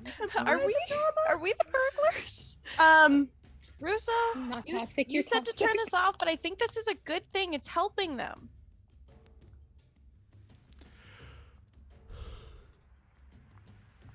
Okay, leave it on. For now. Not like we were getting very far. No. It's true, we were not. All right. Stay within the light. Kind of all- hard not to. And hopefully this doesn't change things so we can't go home. It doesn't look like it's harming structures. It's fixing them. Look, because down there. Well, why it don't looks we like ask our there's new a- friends here how we can go home? Yeah. Okay. Can I just I just gotta take a minute to be like, this map is so cool. Like you can see down here where the arch thing crumbled over, and then It is in the zone it's impressive. fixed. Like this is so pretty and cool. I don't know I, how you did this, but it's great. This is so by great. an artist named Balataro, and I highly recommend following them on Patreon. There's not as many maps because every map is like 12 maps. It's amazing. Ah, You are going to see a lot of maps like this. Rousseau, go ahead. Oh, so you are wrapped in the vines right now. Mm-hmm. So you do take Ooh, 10 acid damage. Wah. Please. But like as soon as that happens, well, no, the creature's still outside. Never mind. You take Yep. 10 acid damage. You are Mhm. restrained. Go ahead. Vines were in the light. All right. I'm gonna take 10 acid damage, and then I am just gonna look at this thing, and I am going to just try and fall backwards, like kind of pushing with my Just feet fall. Okay. to get this thing to come into the light with me. Okay, so this thing is in a ditch down below you 10 feet. Yeah, I am literally just gonna kick with my feet to try and All right. throw myself backwards. What we are going to do is an opposed strength check. You are Okay. pulling it up, and it is pulling on you. Yep. +2. Can I do athletics? Sure. Go ahead. Sweet. I think that is a reasonable request. Never mind. I rolled a 1. So you try pulling on the creature, and it is pulling back, and you are unable to get out of its vine, and you are unable to get any further. That's it for my turn. All right, it is Captain White's turn.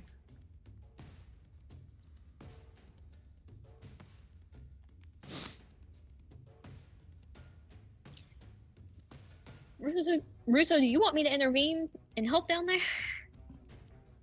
I mean, at Probably go this help. point, I'm just waiting for the light to help our friend out.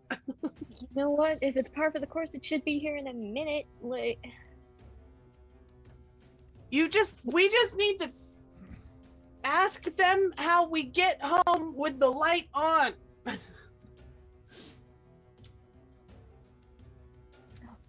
so far, Troy and Russo are the only ones who have gotten any sort of receptive communication from them Correct. with the emotions. Yes. You're not close enough. We can fall back to the original plan, put the pods in the gyrosphere. Good favor.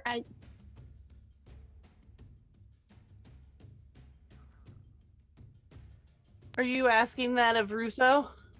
Asking for input at this point. I mean, over the table, I, the player, am very worried that this light will eventually reach the Stargate.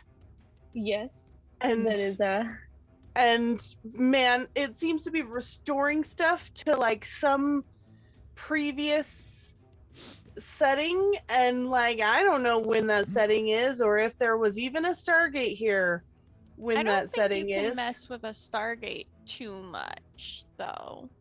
One would hope. Like they were put everywhere a long Well, time ago. this is my player fear. right. But Russo is more worried about like it making the gate unusable or something. Yeah, it took us um, hours to get to this location. and it will literally take us took hours to get back. to this location. So Okay. we've got time before the light actually reaches the gate. Yeah. So I mean, you do whatever. I feel like if they're looking a lot more friendly around you, maybe talk to them or something. But like, it's up to you. You are holding a baby of it, I am so holding a baby. So, Captain White, what do you do? put the baby down. I'm gonna put the baby back in the gyrosphere. Put the baby When you back. when you put the seed pod back into the divot on the around the ancillary sphere, it grows roots that go into the wood there, and seems to reattach itself. The gem within the gyrosphere brightens just a tiny bit, not enough to pulse, but just a bit. Told you we should have put more in there. Okay, so Sorry. we're gonna roll with that idea. Do you want to split up? Sure. The you told you wanna thing stay was at- Niffer, not at me. Oh well. The Anyways. I feel like it would have been better. Okay, so is- that helped. their turn. This one kind of slinks down into the water, goes that way. This one moves right up next to Dr. Troy. And Dr. Troy, you receive a feeling of confusion.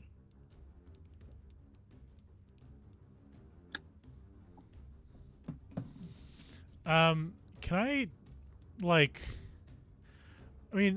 as Troy mentioned earlier, he doesn't believe that psychic abilities are real, but he's going to try his best to, project a feeling of,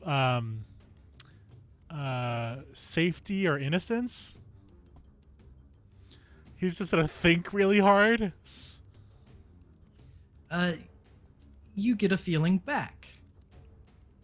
There's an odor change, and it's the same feeling you got when you were a kid and a sibling or a cousin broke your toy, and then they said they didn't do it. That's like a really specific. HP, do you have some things you're working through in this game? Working on the hypothesis testing theory. I'm going to give my best.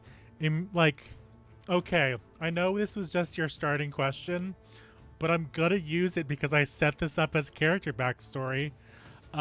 He's gonna think about that time that he got someone killed in the line of duty, and he's going to channel his emotions of regret and apology. Go ahead and roll persuasion for me with advantage. Will do.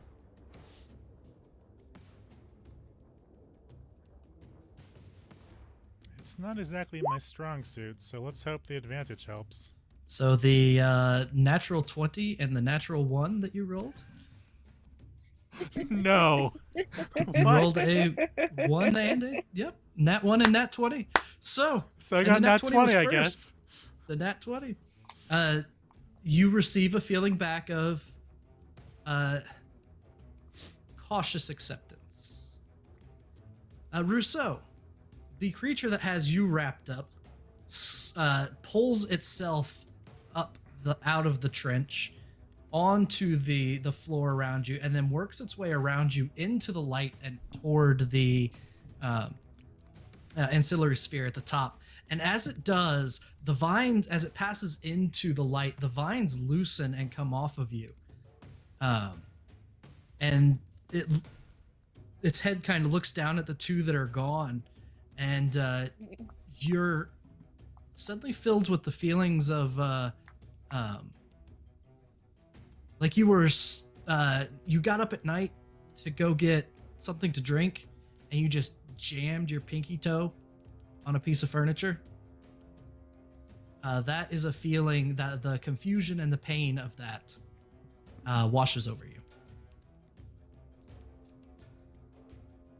You're muted. Okay, I'm gonna focus really hard on the pain I felt earlier after getting hissed at and then impaled with viney spikes from its big brother.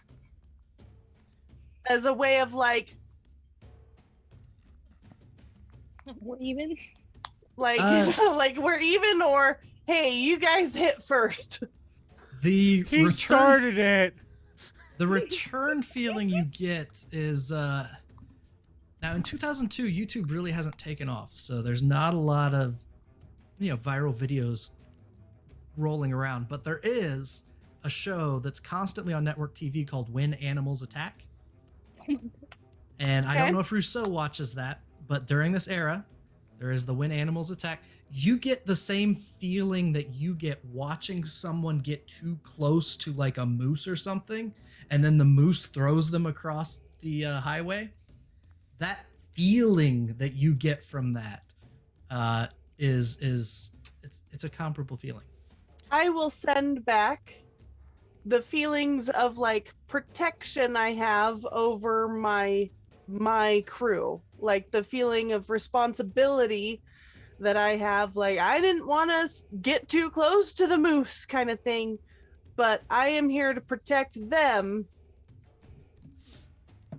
So that's the deal. That's what I'm going to do. The go ahead and roll either persuasion or intimidation or whatever it is that you're trying to do with that. I'm mostly just trying to say, I'm sorry, you guys hit first. I'm just trying to protect my crew.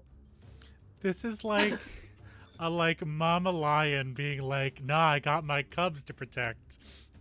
I mean, a little bit like, hey man, Yep. we didn't mean any harm, but then you know, start acting crazy. A 15 plus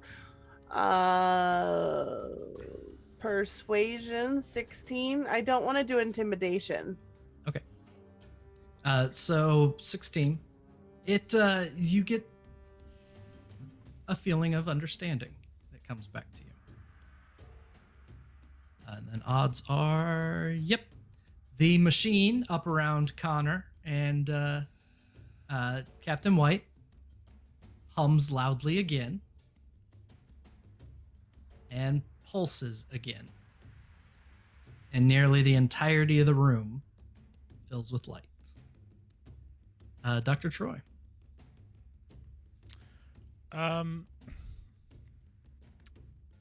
This is going to be because he's doing so well with this kind of back and forth. He's going to first yell to everyone in the room. I mean, Bruce has already kind of figured this out. But basically, he's just going to yell, "The plants are psychic. I was wrong." and just also yell, "Strong emotions. Be kind." But also at the same time, I'm going in an attempt to communicate with this thing. If we're thinking hyper-specific feelings, it's gonna be that feeling when you're at the kids' table at Thanksgiving, and you see all the adults having a good time, and you want to be a part of that, but you don't understand what they're talking about, and so he's trying to get across the idea that like, he wants to understand them more and wants an explanation. Just kind of is like, he's letting his science brain take over. So he's like, I want to understand you as best as possible. Okay. You can roll persuasion, culture. Either of those would be fine with me. Sure. Let's see. I have a little bit of culture. Let's do that.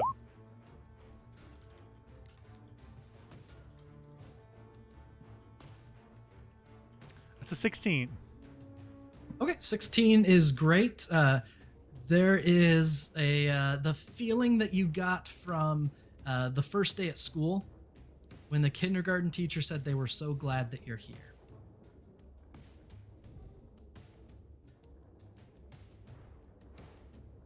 Glad that we're here?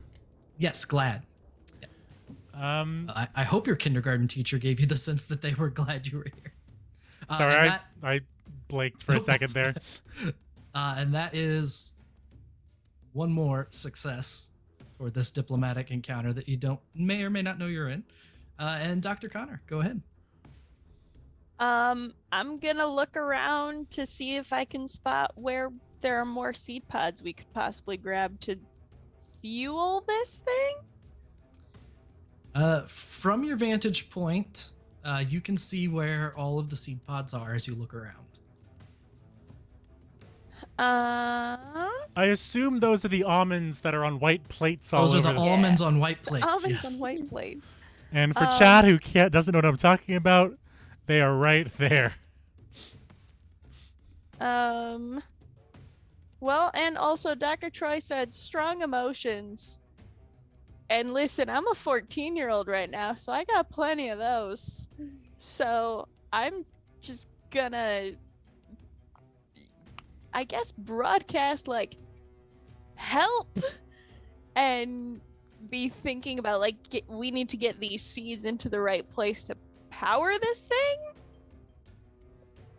And like maybe hope that maybe the trees will hear that and they'll cooperate too, because it's in everyone's best interest to help. And then I'm gonna pick the closest one and I'm gonna run for it. Okay, go ahead.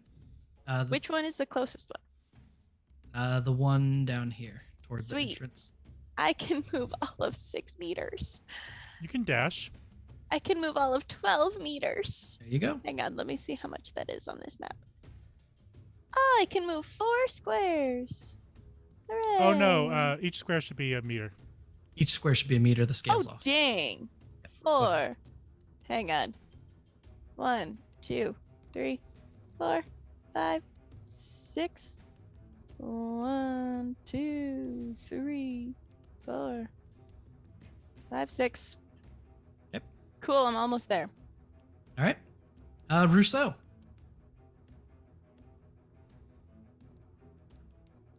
I'm going to stand up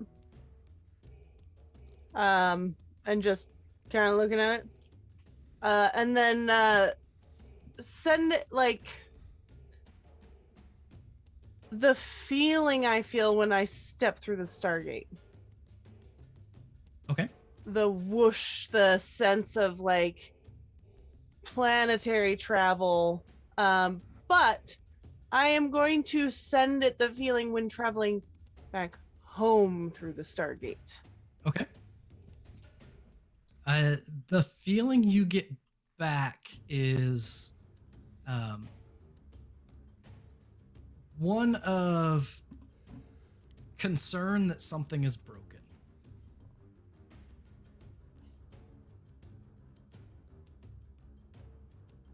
And it will look up toward the ancillary sphere.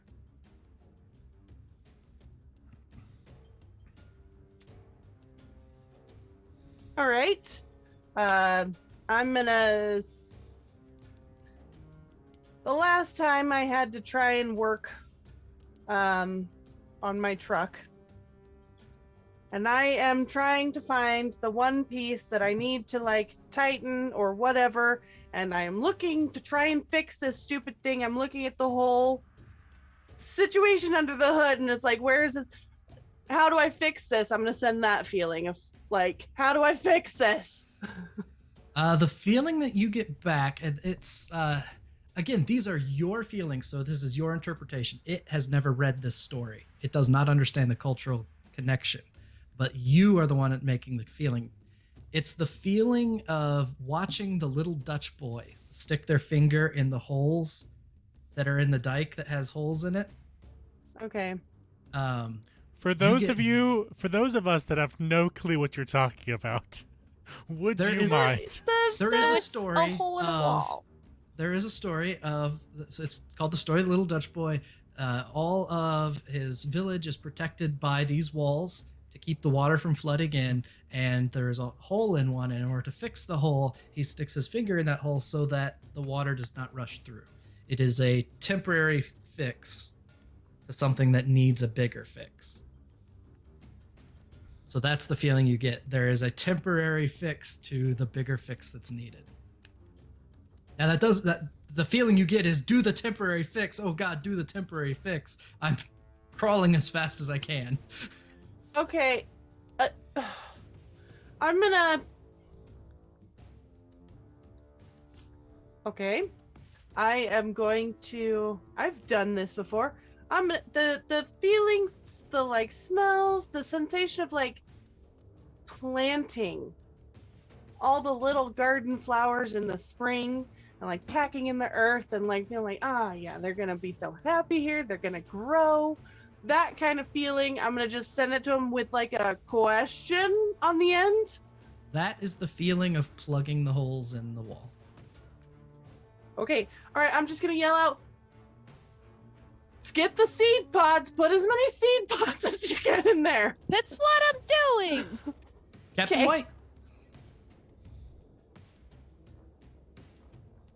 Is the edge of this pyramid, is it a smooth or is it got levels? What's the deal with it? So it is a stepped pyramid.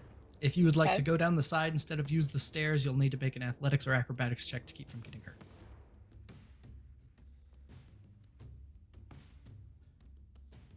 Nice hold while I assess the situation. I can make an athletics. I can do that. Okay. At 20. Yep, go ahead and move normally. Would doing such eliminate me using a dash action? You're not going to be able to stop. So, but no, you would make it to the bottom by. I say it probably puts me later in the water, Yep, go ahead. because that's just 6 meters anyway for me. So Yep. We're working on it. Okay, you can use the dash then. Go ahead. Oh wait, no, that's your action. Sorry, you're right.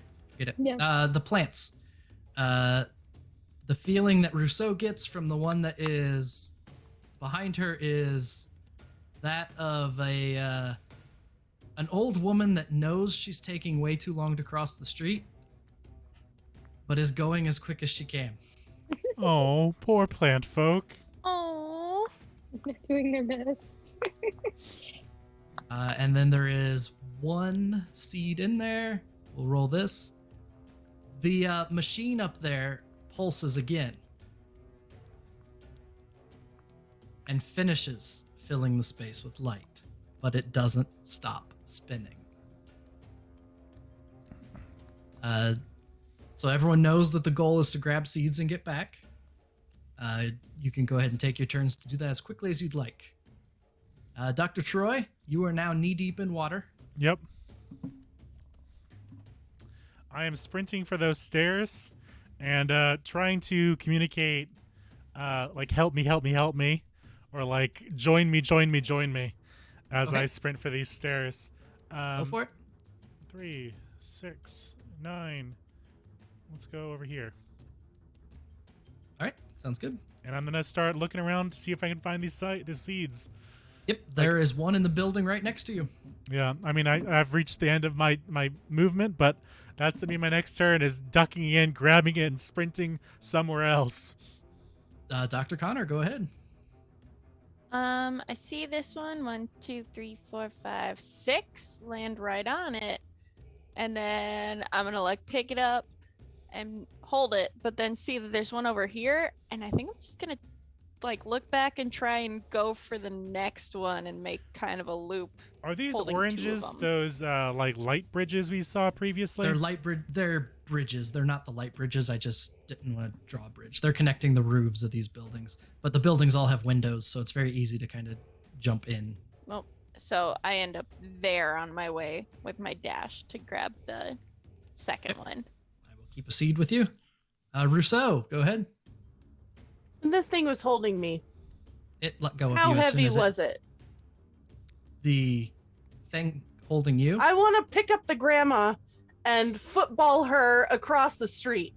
So she is still an 8.5-foot plant creature. But is it like a dry wood? Not Or is it like anymore. a dense wood? It's a dense wood now. All right, never mind. I'm going to scan and look around at the buildings, see that there's a building like right here that's been restored, and I'm going to run in. Okay, go for it. 5, 10, 15. Okay. Okay, you start making up the stairs. There's a seed at the top of that. Can oh. can I just grab it mid dash and like get Oh like yeah, you back? grab it as a free action if you have enough. Okay, movement. yep. So then I'll snatch it. okay. And then 45, 50, 60, and then I'm gonna action search. And dash again. Okay, another movement. 10, 15, 20, 30, 35, 40. No, 40. There we go. No, 30. There we go. Okay. You're close enough to get a feeling of a sense of the first time you saw a cheetah run across the plains and take down an antelope. Tinged with the how impressed you were when you saw someone do something spectacular and fast. Okay. Captain White, go ahead. Listen, we're gonna be very much the same thing. You said there were windows in these buildings? There are windows that you have to climb up to get into them, but that's fine. You can do that without any problem. Well, there's also just this pathway. Yep. I think You're that pathway jumping is higher than the rest of it, is what we figured out earlier, though. So you're still Yeah. climbing. You're climbing either way. You know what? Sometimes up is better. right, go ahead. And drop down. Is that going to cost me my movement? Nope. There you go. Well, that would be basically your action, unless you want me to let you have you roll for it so that you can keep using. Do you want to risk failure and lose movement, or do you just want to have it for free and lose an action?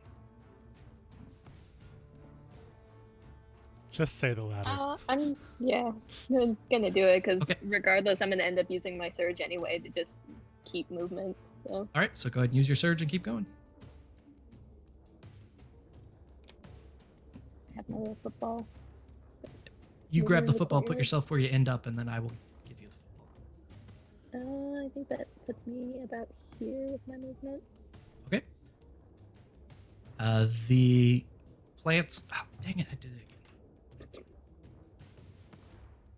1, 2, 3, 4. 1, 2, 3, 4. 1, 2, 3, 4. 1, 2, 3, 4. All that out of the way. There is one in there. Roll the dice. Yep, that's what I thought would happen, and that's why we didn't just skip ahead. The device at the top crackles and sparks, and the field retracts.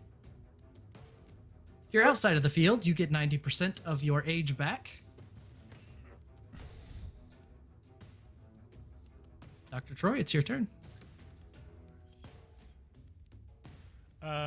He runs in and grabs this almond, and then, as far as I can tell, and I assume what he can tell, is that he doesn't see any other seeds around him, but he's gonna duck back around and notice this far one just outside of the ring, and so Yep. he is gonna run for the stairs and take a dive into this water. Okay. So he'll end up over here with one of the seeds.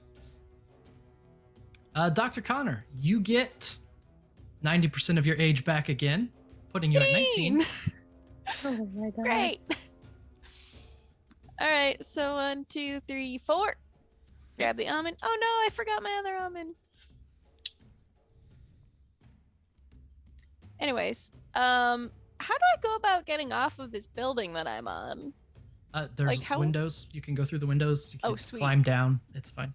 There's not like a lot of like how much movement am I gonna have to waste getting through this little I'm not city? going to get that Sweet. granular. It's just a That's question of 6. how many years do you end up with at the end of this.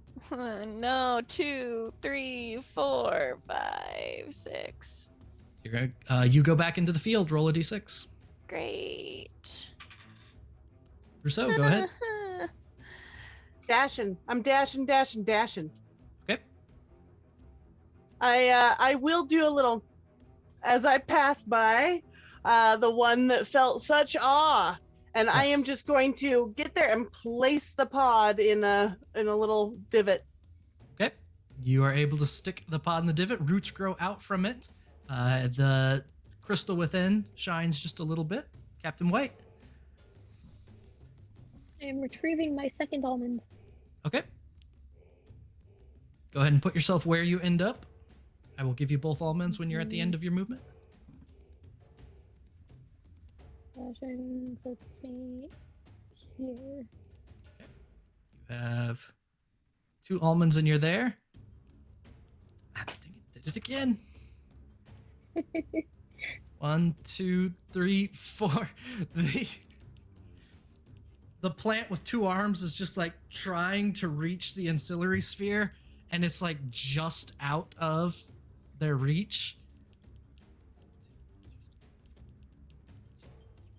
There are now 2 almonds in place. The sphere crackles, but it does not retract any further. Oh, that could have been bad. Troy, go ahead. I'm doing a very unexciting move, and I'm just going to run. I have to break outside of the bubble to get this other almond, and so I shift from 29 back into my 30s, but right away I turn back around and run back into the bubble. I assume in a weird way, shifting younger and then older and then all of a sudden younger again. It's like puberty in the D6. worst way. Let's see how much younger. Yes. I'm back to 29 again. So I just decided he's 32.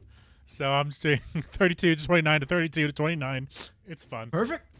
Dr. Connor. Yep, that ends my Sorry, turn. anything else, Troy? Nope, that ends my turn. Okay. Go ahead, Connor.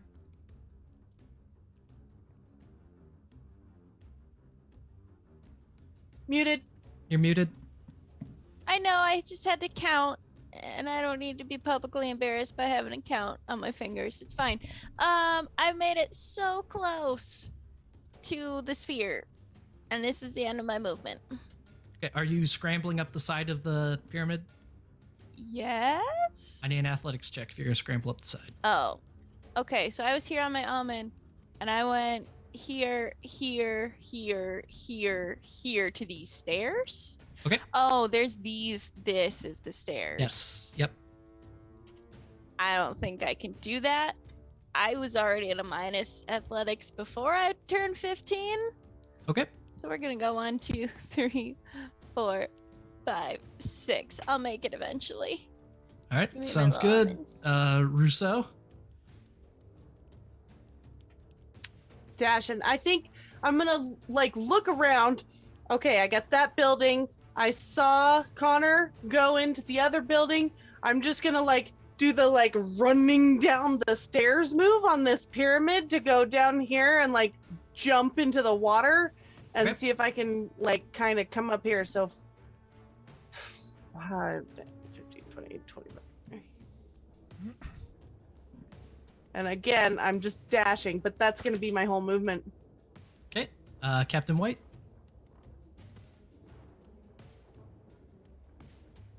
Do we have all of them?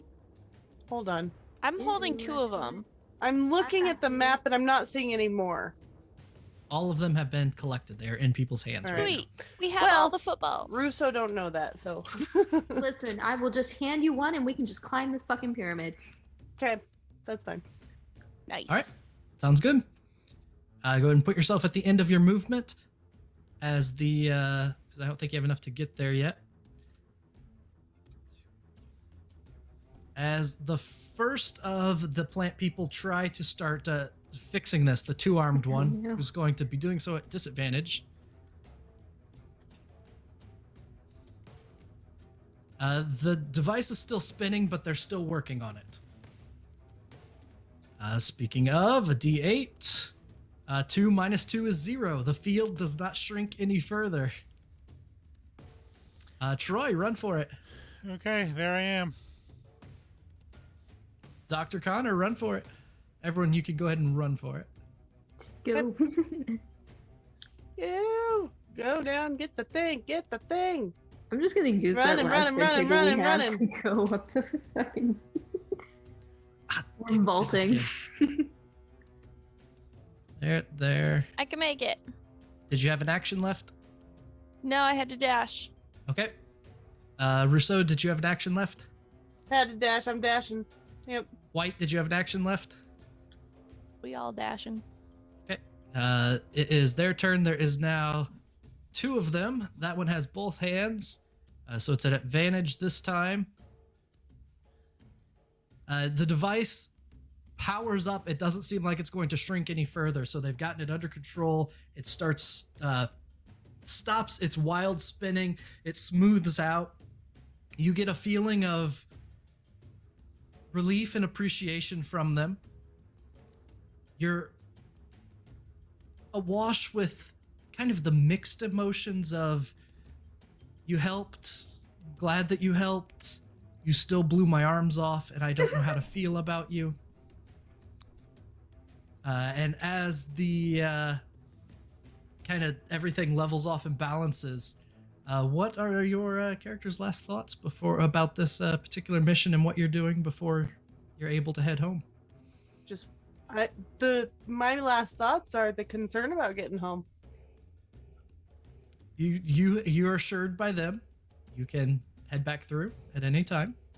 The sense that this is as big as it gets. So whatever you associate that emotion with, I don't know how to translate that into an emotion. Okay. Reassurance, I guess? Reassurance. Finality. There you go. What about the trying to translate the feeling of, I guess the closest analogy would be to a plant growing from a seedling into an adult plant, and imagining Connor along somewhere in the middle tier of that when she needs to be an older one. Nah, it's fine. Eventually, Alton will arrive huffing and puffing from running for, 4 or 5 rounds straight through the water, and hand over the last 2 seeds. And the only feeling he has is burning lungs, and also did he do enough kind of thing. Emmy just wants to keep talking to them and see how this works. And that is something that we'll do kind of off the air as part of the we go make plant friends and briefing tomorrow. I think we are done with the dramatic fight music, though. Oh, sorry. Yeah. Yes. Like I said, I can't hear it, so we need the happy music. Back to happy music. There is a sense of relief that washes over everyone, whether it's your own or the Plantons. It's hard to describe. You are invited. You get this sense of eager anticipation for return. And a general sense of, I don't know, well-being. You leave the Plantons behind. As you pass through the aura of light, you re-age 90%, which means for all of you, you're not too far from where you started. Remember to round up, so unless you rolled a 6, you didn't permanently lose 1 year. I did that twice. You lost 2 years. You are now Cool. 2 years younger. 19, y'all. When you get back to the Stargate, it dials fine. The code goes through fine. The light turns green. Turn and look over your shoulder in the distance. There's black smog pouring through one of the 2 tunnels you left behind. There is, in the distance, cutting through the darkness, a gleam.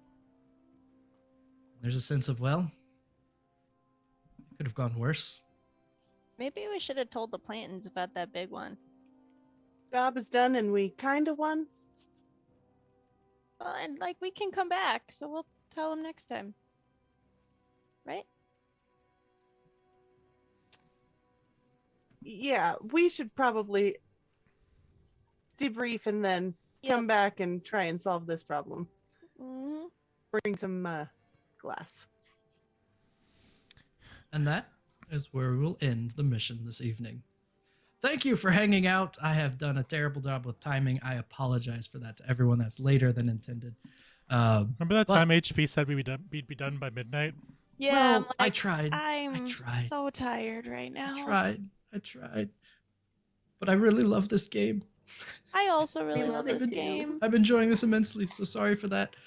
So we'll have exactly 5 minutes just for any last comments from everyone here before we wrap up. So if you have anything you want to say, think, any comments, questions, concerns, conundrums, or qualms, please pass them along.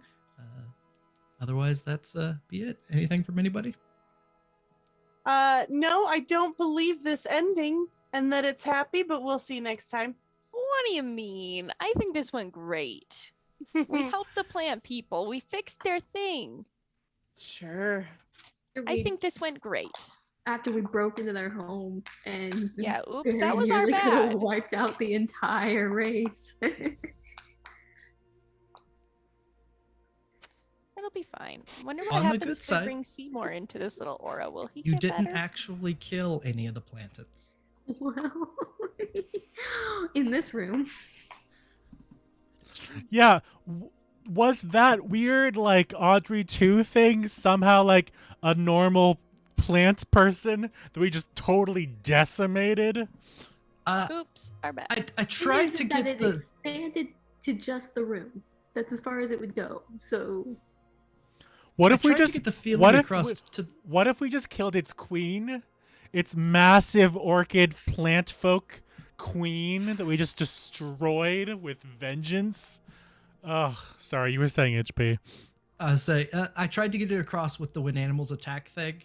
To them, that thing's like just a big animal.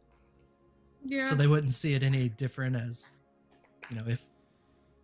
We got too close to the moose. Yes, from their perspective, you walked up to a moose and poked it with a stick just to see what would happen. Now, I know you That's didn't actually humanity. poke it with a stick, but No, they that's know not to humanity. get that close Yeah. to it. So, Okay. Good session, HP. I enjoyed this. Yes, Thank you. Yes, this was very fun. I loved this map. This map inspired this map entire is so adventure. cool.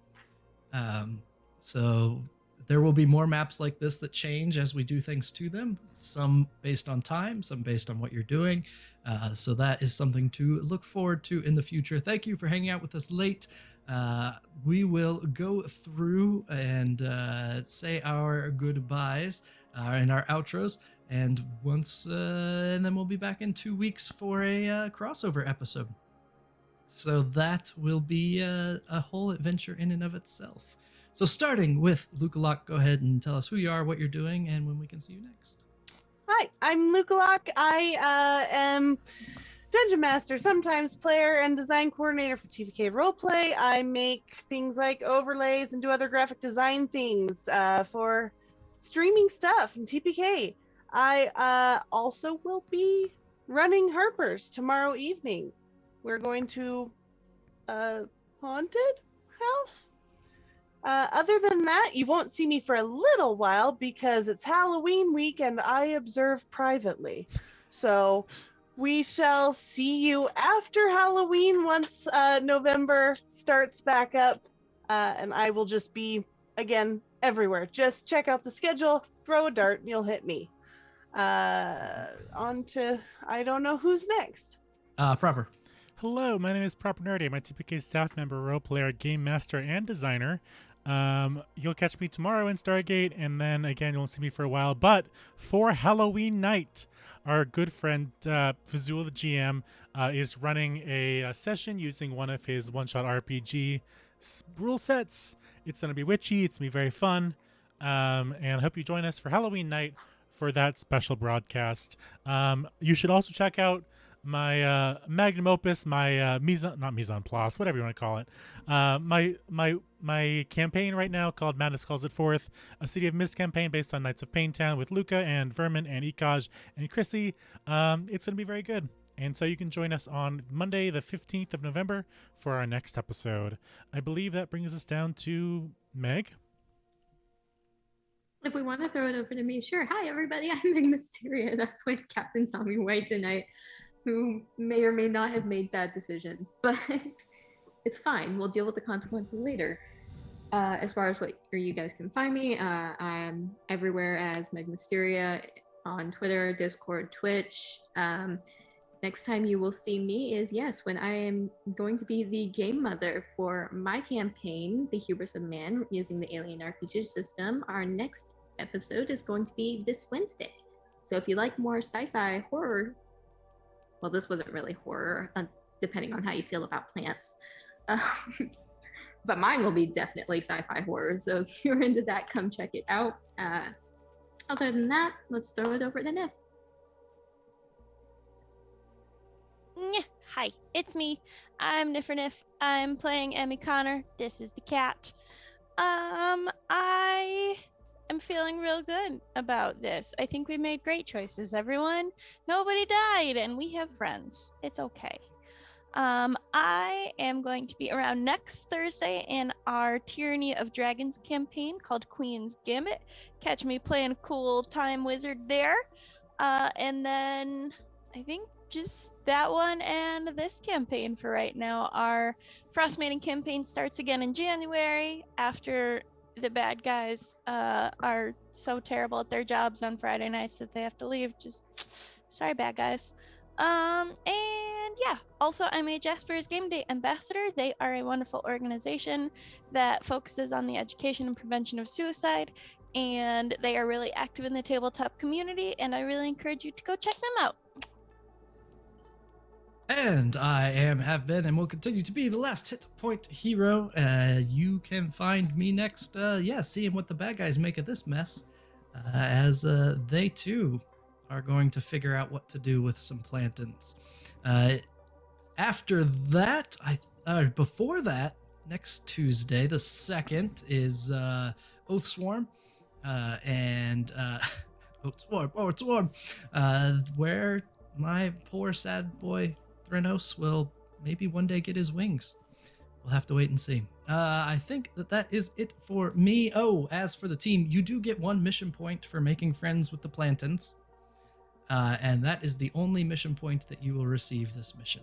You God kidding? damn it. So we Would will, we have gotten more if we put the seeds in first? we will discuss know. what that means and what else might have come up next time around. I think that is it. Have a good night. See you next time. And remember, be good. That's the rule.